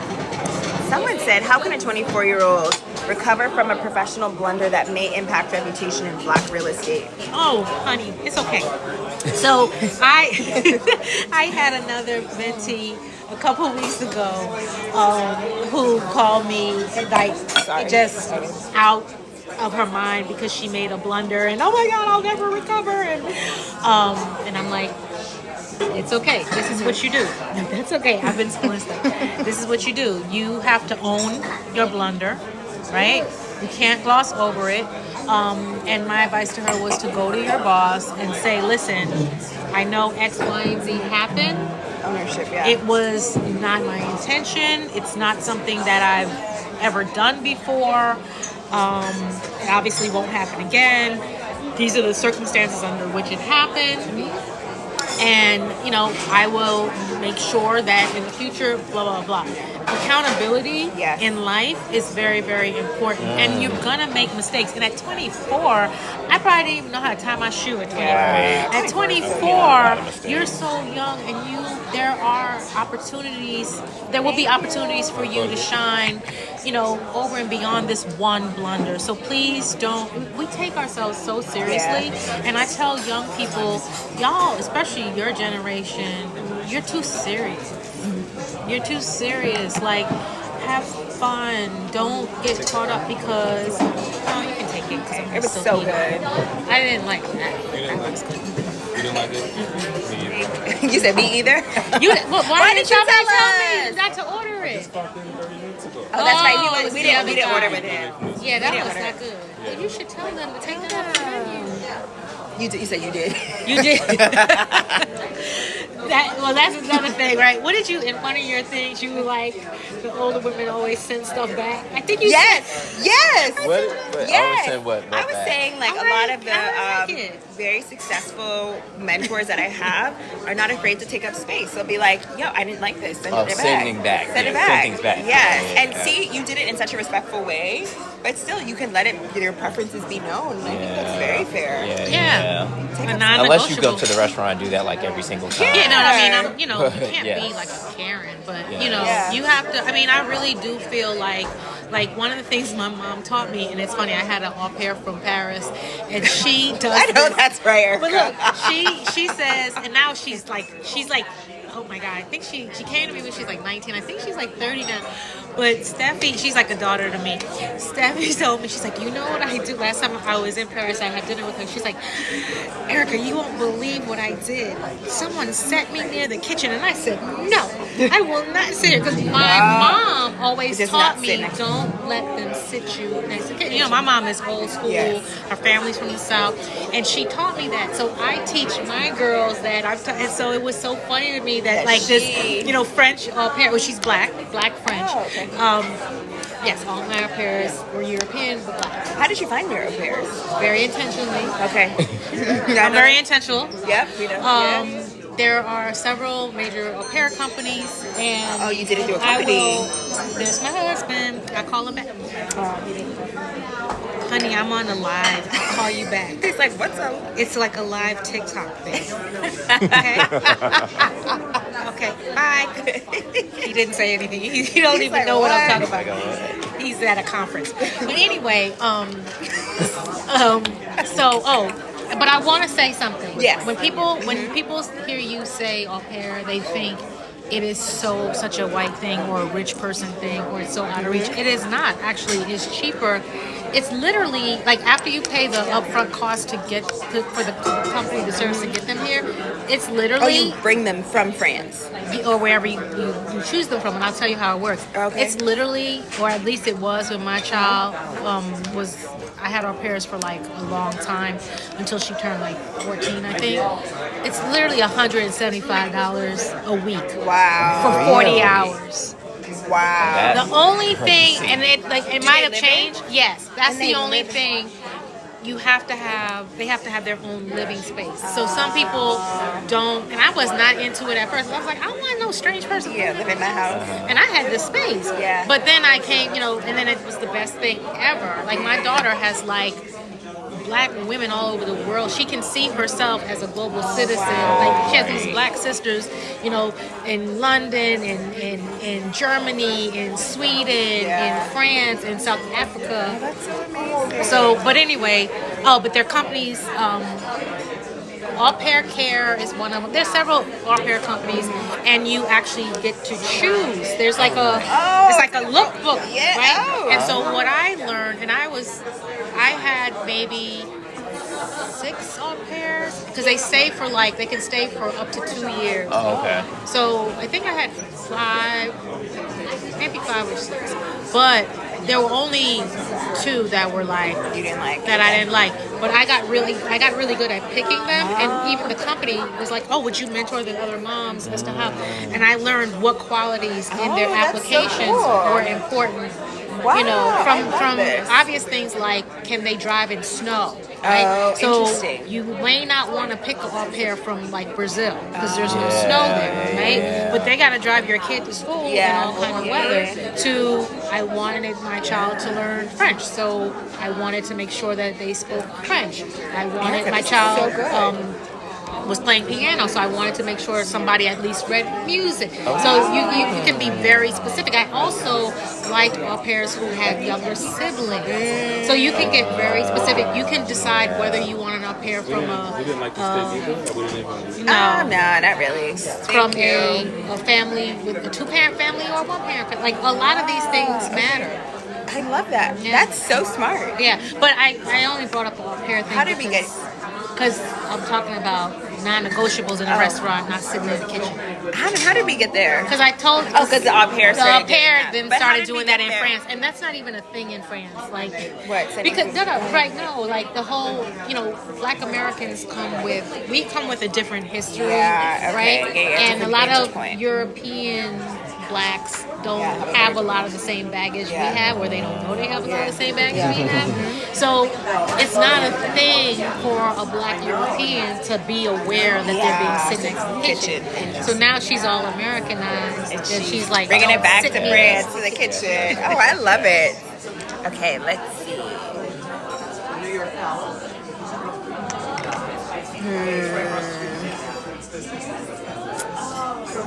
Navigating your future and current career. Okay, let's switch. Ooh, how are y'all making new friends and genuine connections as an adult outside of work? Different organizations.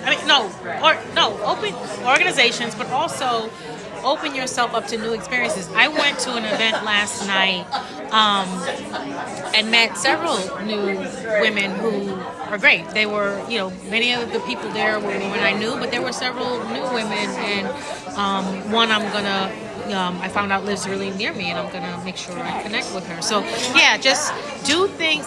There's a book. Shonda Rhimes wrote a book called The Year of Yes. I really enjoyed that book, and I think it's something that we should read or it's advice that we should take. Just start saying yes to things, especially if you're yearning to meet a mate or a friend or someone who can help you professionally.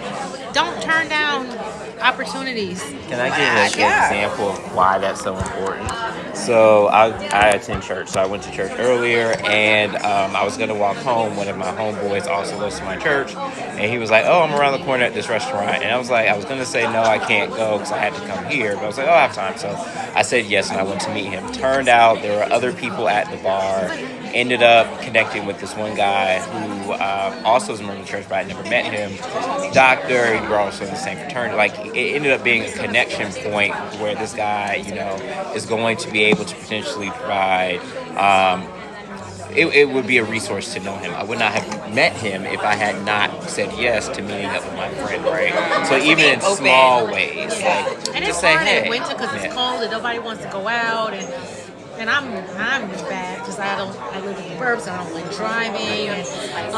But you gotta push yourself, especially when you're younger and there's like so much room to grow. Yeah. Yep. You have to push yourself. Push yourself to up. And Okay. don't give up. And you never know what's going to happen. I've met people walking down the street.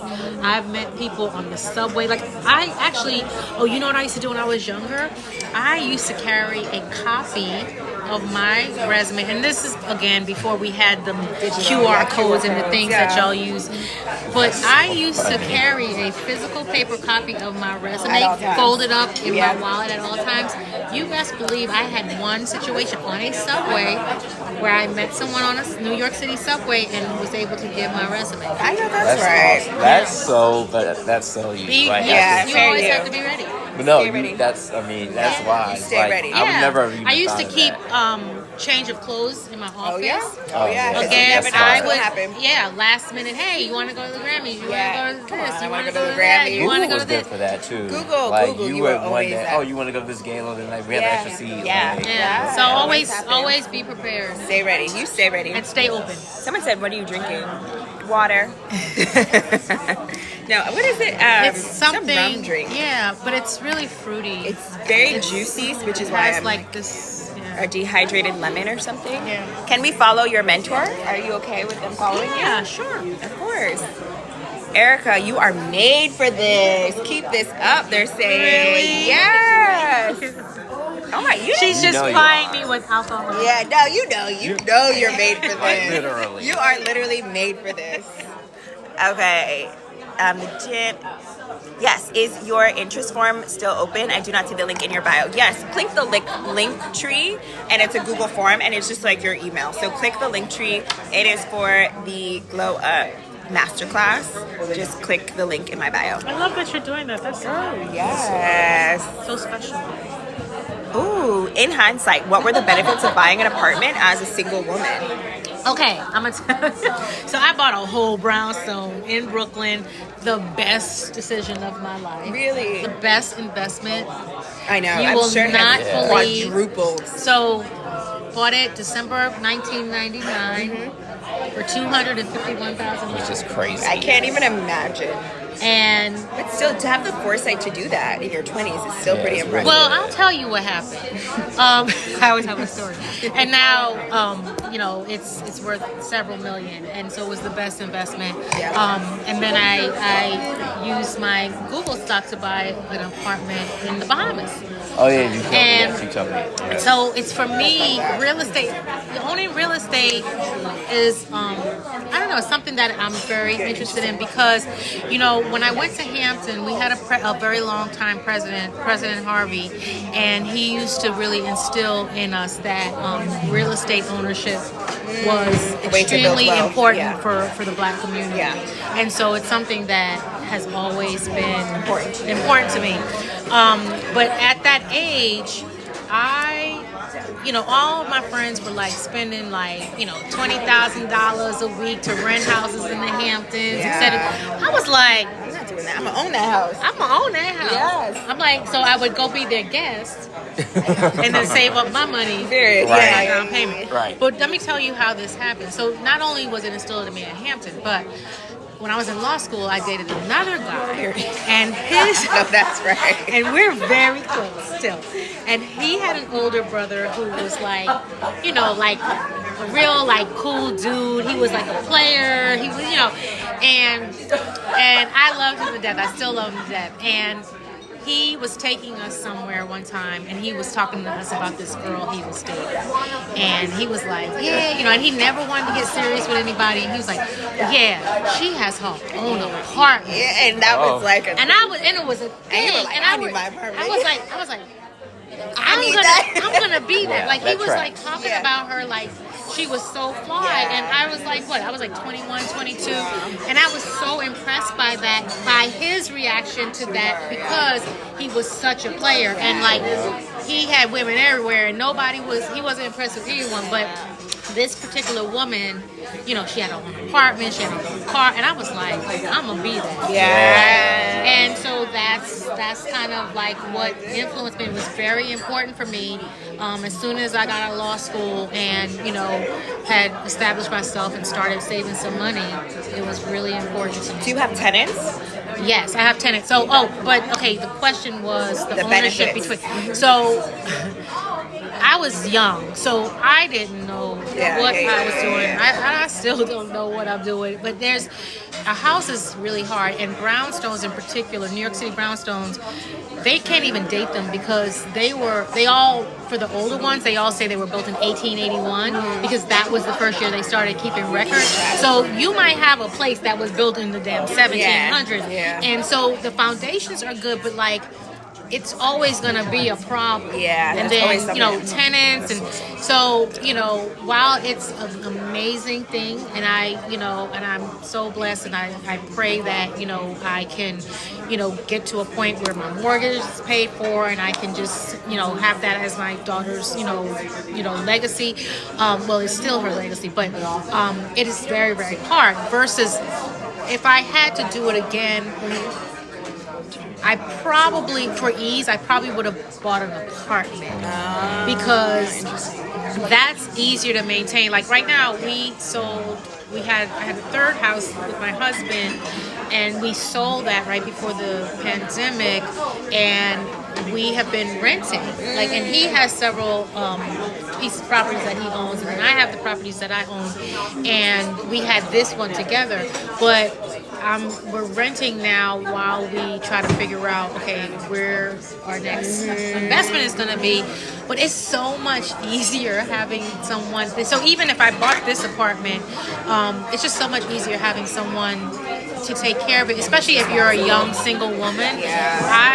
God looks after fools and babies, so God looked after me, but like literally I was 27, 28 years old, like not knowing what to do. But I had friends actually, who were my age. A really great friend of mine who is amazing at real estate. She's a lawyer to Valencia, and then Dewana. And so I had friends who were able to direct me. Even to this day, if something happens, I call Valencia and Dewana. I'm like, what do I do about this? What do I do about this? Or do you know someone who can fix this? Who can fix that? So having that network. So you don't necessarily have to be an expert. And again, we were young girls. Young black women owning real estate, but just learning from one another. I love that. So good. We need to have Dewana. Well, I don't know if Dewana would come on. Oh, she would. She would? She'd be open? Oh, I would love that.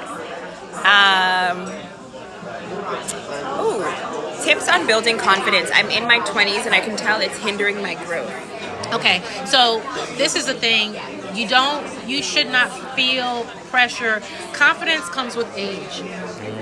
But some people are born with confidence, and some people just have to develop it. I would say that, we are put on this earth to achieve, right? God puts that yearning for achievement and identity inside of us. Do something that you are good at. Do something that you can that makes you feel good about yourself. So if you have to take a pottery class because you're really good with your hands, or if you're really good doing makeup and you do your friends' do things. Like I could tell when my daughter was doing my makeup today, she was just like smiling at herself. She was so happy, but do things that make you feel good about yourself, and that where people will recognize you. Not only will you recognize, but people will give you like, hey girl, that's you, kudos, right? And that's how you slowly can develop your personal confidence. And then that extends into work too. And so as you get older, you become more confident in yourself because you're good at certain things. And like I know, like I'm very clear about the things I'm not good at, and I will own them. But I am very clear on the things that I'm really, really good at, and I own it, and that helps with my confidence. But then it also helps me be confident to admit the things that I'm not good at. So I'm like, I'm not good at that, but what I really do is this. So in your 20s, you're really good at tipping. So when you're in your 20s, it's hard because you're still building your repository of skills. So, but find little things, personal things. If you draw, keep drawing. If you write. Do things that make you feel good about yourself. I love that. Yeah, I always say confidence comes from self-trust. Self-trust comes from like making small promises and adhering to them. So like I'm gonna wake up and work out before work. If you do that for 2 years straight, you have this new identity shift. Like, wow, I've made this promise to myself and I'm committing to it. So I think it comes from like small wins. And to your point, doing things that you're good at. And in your 20s, the reason you don't feel as confident is because you haven't built a repository of success because you're in your 20s, and that is okay. As Erika said, like, there is no rush to feel confident. It comes with like a proven track record. So I bet you will feel very differently when 30 hits versus when 21 hits. And get yourself some girlfriends and some friends, male friends, whatever. Get yourself some friends and people around you who will pour into you and make you feel good about yourself. Yes, I love that. That's awesome. Can we connect in the comments too? Love to connect with other real estate ladies. Yes, an au pair is my next move. I have 2 kids under 3 years old. Oh yeah, do it. Yeah. It's so worth it. Someone said, are Ivy League certifications worth it? I think so. I love, but they're not necessary at all. I know plenty of Ivy League people who haven't had jobs. Certifications. Oh, certifications. Yes. Oh, those things. Yeah. Yes, I think so, because you can definitely like put them on your resume and use them. Any certification of any kind gives you legitimacy. Yeah, but you don't need them. But if you can have one, and if you're interested in getting them, you should.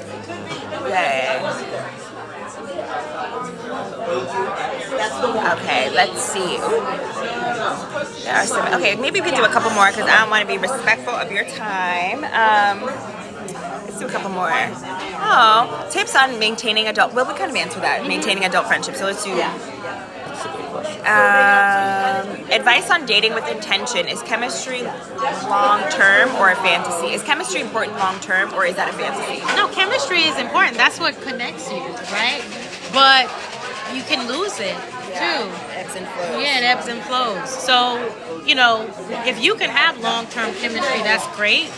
But don't be dismayed if, So how do you date with intention? You're talking to me, to Aaron, to someone in their 20s maybe.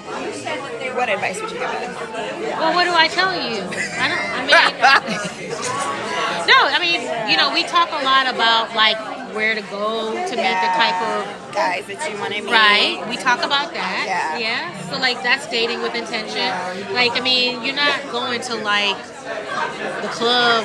Well, I don't really know what clubs exist anymore, but you're not going to the club to like meet somebody who's gonna be like I don't know. They be out in the club more than anybody. Well, maybe. I don't know. But go. We're like young. We're still, I don't know. I don't feel like you don't even go out, Aaron. Not anymore, but I used to be in the streets. You used to be in the streets? I was. Don't say I was in the streets. Well, not the. I used to be out more. We used to go to Art Basel. We used to go to events. I don't think you were in the club. Yeah. Oh well, it's Old Tobacco's like the club, though, right? How many times have you been to Old Tobacco in your Twice. life? Exactly. No, but we were talking about, there was something I wanted. You said something. What was the question again? Dating with intention. Oh, yes. Everything he said. But I was talking to one of my the guy, one of my church members I met up with. We were talking about dating. He's heterosexual. I'm not. I'm homosexual. But we connected. Sorry, why did you say that? Because I just wanted to share how it's the same. Right. But we were talking, and not the same, but how this applies no matter what. I see. Okay. And we were just talking about being the person that whoever you're going for would want. Yeah. And that's not saying that you should change yourself for anyone. What I'm saying is if I'm like attracts like. Like attracts like. Yeah. Someone actually, there was this woman who does content. I know you don't. You're not a fan, but she does content. But she did a really good video. She was like, a toxic person cannot be in a relationship with someone who is not toxic. Yeah. You're toxic too. They attract. Yeah. Because if you weren't, you would have dropped off. It's like a magnet, right? Yeah. And so, like, being the person that person, when I went through a lot of done a lot of self-work over the last few years. E was kind of like one of my, both E and Jody were like two of the main people kind of on that ride with me.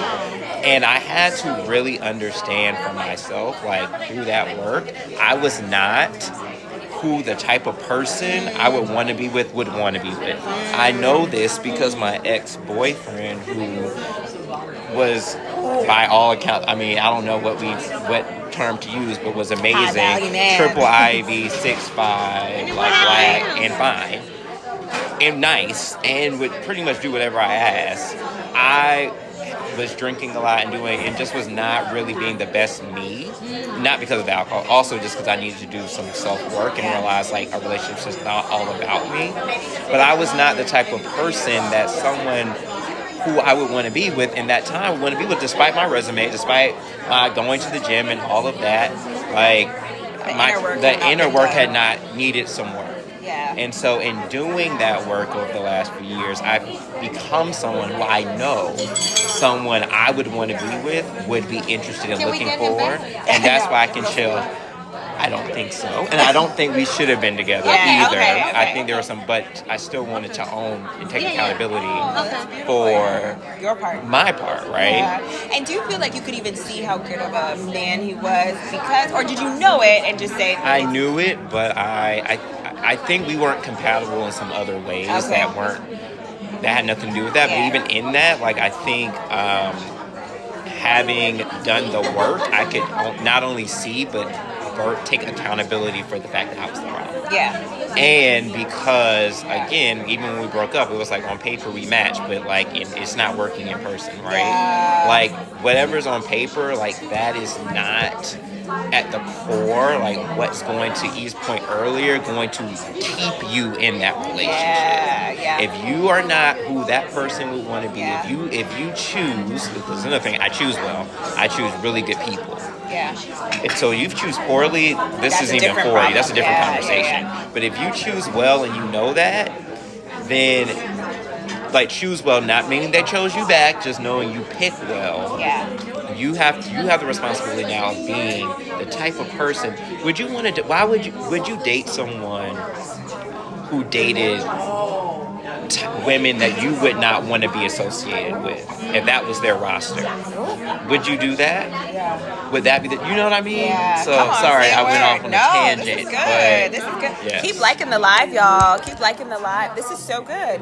And I think that's part of the reason why when people are like, oh, how do I date a rich man? How do I date a rich man? It doesn't, because you can be right next to Jeff Bezos, but if you don't have the quality, don't have the work, it doesn't really, proximity doesn't really matter if you haven't put yourself in a position, not only from a career and resume standpoint, but also from a character standpoint to maintain that relationship as well. That's true. So, I love that. Okay, keep liking the live. Don't forget to follow. Ooh, mood lighting. Right. Follow on YouTube because you know this app is going away. Follow on YouTube because you know TikTok is getting banned allegedly on January 19th. Oh, I thought it was just kind of like a Posturing. rumor. I don't think it's actually going to get banned, in my opinion. I don't know. I don't think it's going to get banned. But regardless, don't forget to follow me on YouTube and the link in my bio for my masterclass. Okay, let's do, how many more questions do you want to do? You choose a number. Coffee, please. Sorry? 3. I was going to say 3 coffee. too. Black Okay, coffee, perfect. okay. This live was a godsend. Please put this. Oh yes, this will be on YouTube. Okay. Let's do, okay. There's so, you want to choose your questions? Let's see. Okay, so let's start Girl, from the you know bottom. I can't see. Okay. Okay, let's see. So there's this one. Okay, what does someone with bad credit in their 30s start? Books, websites? Bad credit, you just got to try to rebuild your credit. I think that, I'm trying to think of and there are different services that, literally like credit rebuilding services. Some are underground, and I've known some people who do some underground credit repair services. Yeah, you pay somebody and they but some are above board. But you should look for Some are above board, some are not. Just say a BBL. but yeah, depending on how bad your credit is, that will dictate how hard you have to And fix also, it. it's not the end of the world. You can Yeah. always bounce back. Yeah, It's a fluid situation. and I have some people who feel like credit is not important or it's a myth, right? Yeah. I have some friends who feel like having cash is more important. than So credit. it just depends on What your philosophy is. your philosophy. People love what you said, Aaron. Oh, They said, preach. Aaron ate. Aaron a word makes perfect sense. Thank you for sharing your experiences with your previous relationship. Wow, Aaron, that's major. Much respect. Oh, this is real. Don't be the lady in church today. She was the lady in church. Okay, let's Or see. was baby daddy embarrassed? Oh, Lord. Oh, okay, this is a good one. Any advice on being in late 30s, coming up for air after postpartum depression, and wanting to find my new personal style? Oh yeah. So, a lot of women are in this space where they want to reinvent themselves physically and reinvent their styles. I tell people all the time, but one, if you have the means, you can hire a stylist. I know a friend of mine is in that space where she just battled breast cancer, and she wanted to and she's turning a milestone birthday, and she's like, you know what? I want to reinvent my style. Like, what should I do? So I connected her with my friend Pam Watson, who's a stylist. Follow Pam, Builders with Style, and Pam is just kind of going through her closet and reshifting. There's another friend of mine, Nicole King. She does closet reinvention organization. So look her up too. I'm trying to think. I know I have a couple other friends who do that. So just forgive me if I'm not remembering. But you can hire someone, or if you don't have that availability to hire someone, I tell people to go and look at whose style, what celebrity or public figure, what style, who do you admire most? Like, figure out where your eye is. Like, there will be a thread, right? Like, are you into Beyonce or Cardi B or Angelina Jolie or whoever? Figure out whose style, and then figure out how to recreate it on a smaller scale. You can, again, I am such an advocate of high-low. Like, I honestly don't believe in label. I think it's tacky, honestly, right? And I feel as though you are more stylish and creative when you have the ability to make something look rich, right? So I mentioned, that I'm a big fan of the H&M and Target collaborations, designer collaborations. And the key to that, I know people who will just buy it just because it says somebody's name.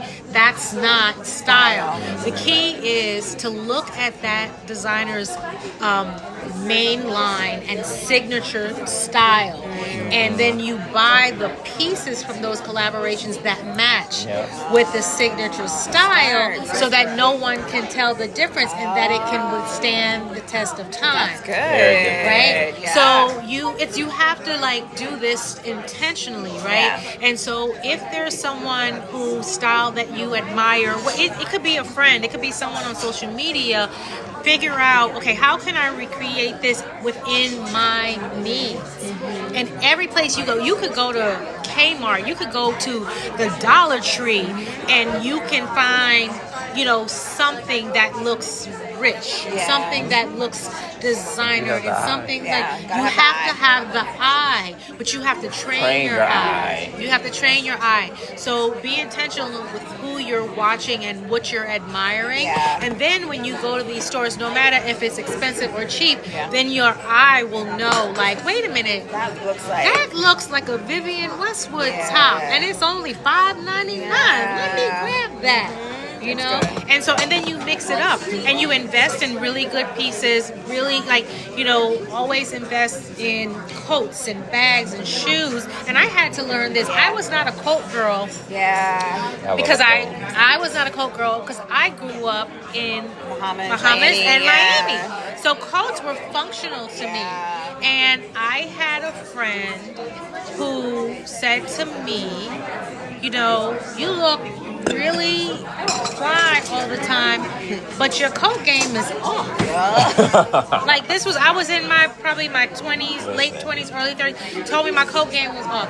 I also had, when I was an SEO intern at ABC, there was a young black attorney who called me out about my shoes. Really? I was a college student who did not know how to take care of my shoes. So I came to New York for my internship with 3 pairs of heels, right? 3 pairs, a black pair, and they were all from like 9 West or something. A black pair, a tan pair, and a brown pair.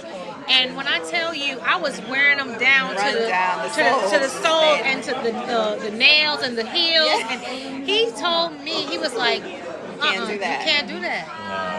And ever since then, I was so embarrassed because he was like a young black man. I didn't have a crush on him or anything, but it was one of these things where I knew he was a young black mover and shaker, and I did not want a man to look at me like I was trash because of my shoes. So ever since then, let me tell you something. So I must have been like, I don't know, 18, 19, 20. I don't know.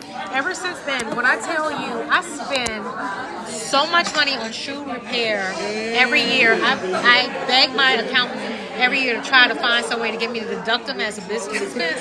He tells me no every time. But anytime I hear the nail, I'm like, coming through, shoe repair. anytime I see, because that, like that, taking care of that stuff. scarred me. Or like my friend Valencia, who owned several. She created a whole development in Philadelphia. Like she owned real estate. Like her and Dewana were like, you know, my real estate gurus. She told me one time, she's like, we were coming from, I think we were coming from a party, and I had just got my brand new Mercedes. And she's like, yeah, you know, you look real fly coming out of your Mercedes with your, you know, Fendi baguette and your fly clothes, walking into a raggedy house. That convicted me To buy. And no, this was after I bought. I thought it was just enough for me to buy. After she convicted me, I was like, let me use my money to renovate this house. So I did a full renovation of my house. But I guess there's a thread. I don't like to be embarrassed, but I think, you know, we have to really, there's a lot that we have to learn, and like sometimes we just don't know. Sometimes you don't know until someone calls you don't out. know. So even like fashion wise or style wise, sometimes you just don't know, and don't be hard on yourself. But it's something you can learn and you can study and you can train your eye for, and listen to cues. I mean, people will, you know, they'll tell you things. I listen. You don't have to tell me twice. And I love it. Knowing that is an area where maybe you want to get some help, and not like convincing yourself that your look. I work with men, so I do actually do this. I do wardrobe advising. Follow me on Instagram. More so on Instagram, it's Aaron Campbell. But I tell them all the time, like, it's not about the labels, not about how much you spend. You have to take care of your things. Like, those details, when you're talking about how to get this person, how to get that, your shoes, like, people pay attention to things like your nails, shoes, teeth, your nails, breath. your teeth. They are starting at your feet. I don't care how expensive your outfit is. Cheap shoes, done. You can wear a cheap shirt. This is from Amazon, but my shoes, selling wrong. That's like, right. Because I don't play about, and not saying I wear mid brands too, but I don't play with shoes.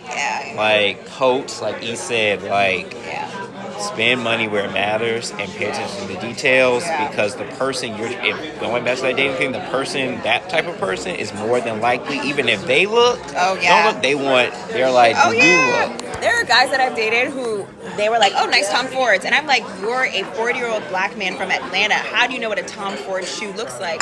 And it doesn't matter. And I noticed once I started investing in shoes, bags, and clothes, they treated me differently as well. They were like, oh, she knows. It's like these subtle things where they're clocking if you know what you're doing. And the thing about it is, too, you don't have to spend a lot of money. It doesn't have to be Tom Ford. Like Aaron said, it shows from Amazon. Like, I buy stuff from Amazon, and, you know, I love ASOS. I love ASOS. I mean, you don't have to spend low. And, you know, you can have an Amazon shirt with a Chanel pen, or H&M, pants with like, Chanel shoes or Valentino. Like it doesn't matter. Or you can have none of those designers, but you can look the part. So study, if you like Chanel and you can't afford Chanel, study the Chanel aesthetic. And you can always recreate it from Amazon. I love that. Definitely from Zara. From Zara. Okay, can everyone put in the chat their words? My phone is dying.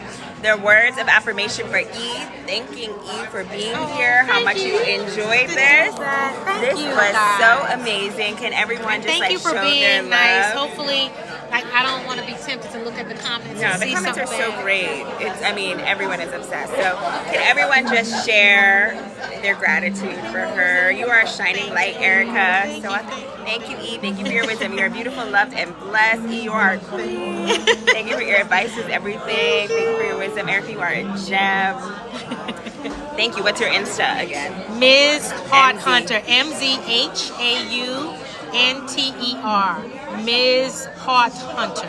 Oh, love that. Thank you so much, Erika. Thanks for the info. It's much needed. This will be on YouTube, pending Erika's confirmation. This will be on YouTube. Ooh, Look, the restaurant, they're shutting us down. down. But thank you all. And once again, the link for my masterclass is in the bio. It's in the link tree, so sign up if you love advice around physical career and social networking. You can find that in the link in my bio. We'll have Erika on as a guest. And thank you all so much. And Thanks I'll for see you all joining on Tea YouTube. Time where we had no tea. We had no tea, just liquor. But we'll see you on YouTube as well if this thing does get shut down. Okay, bye y'all.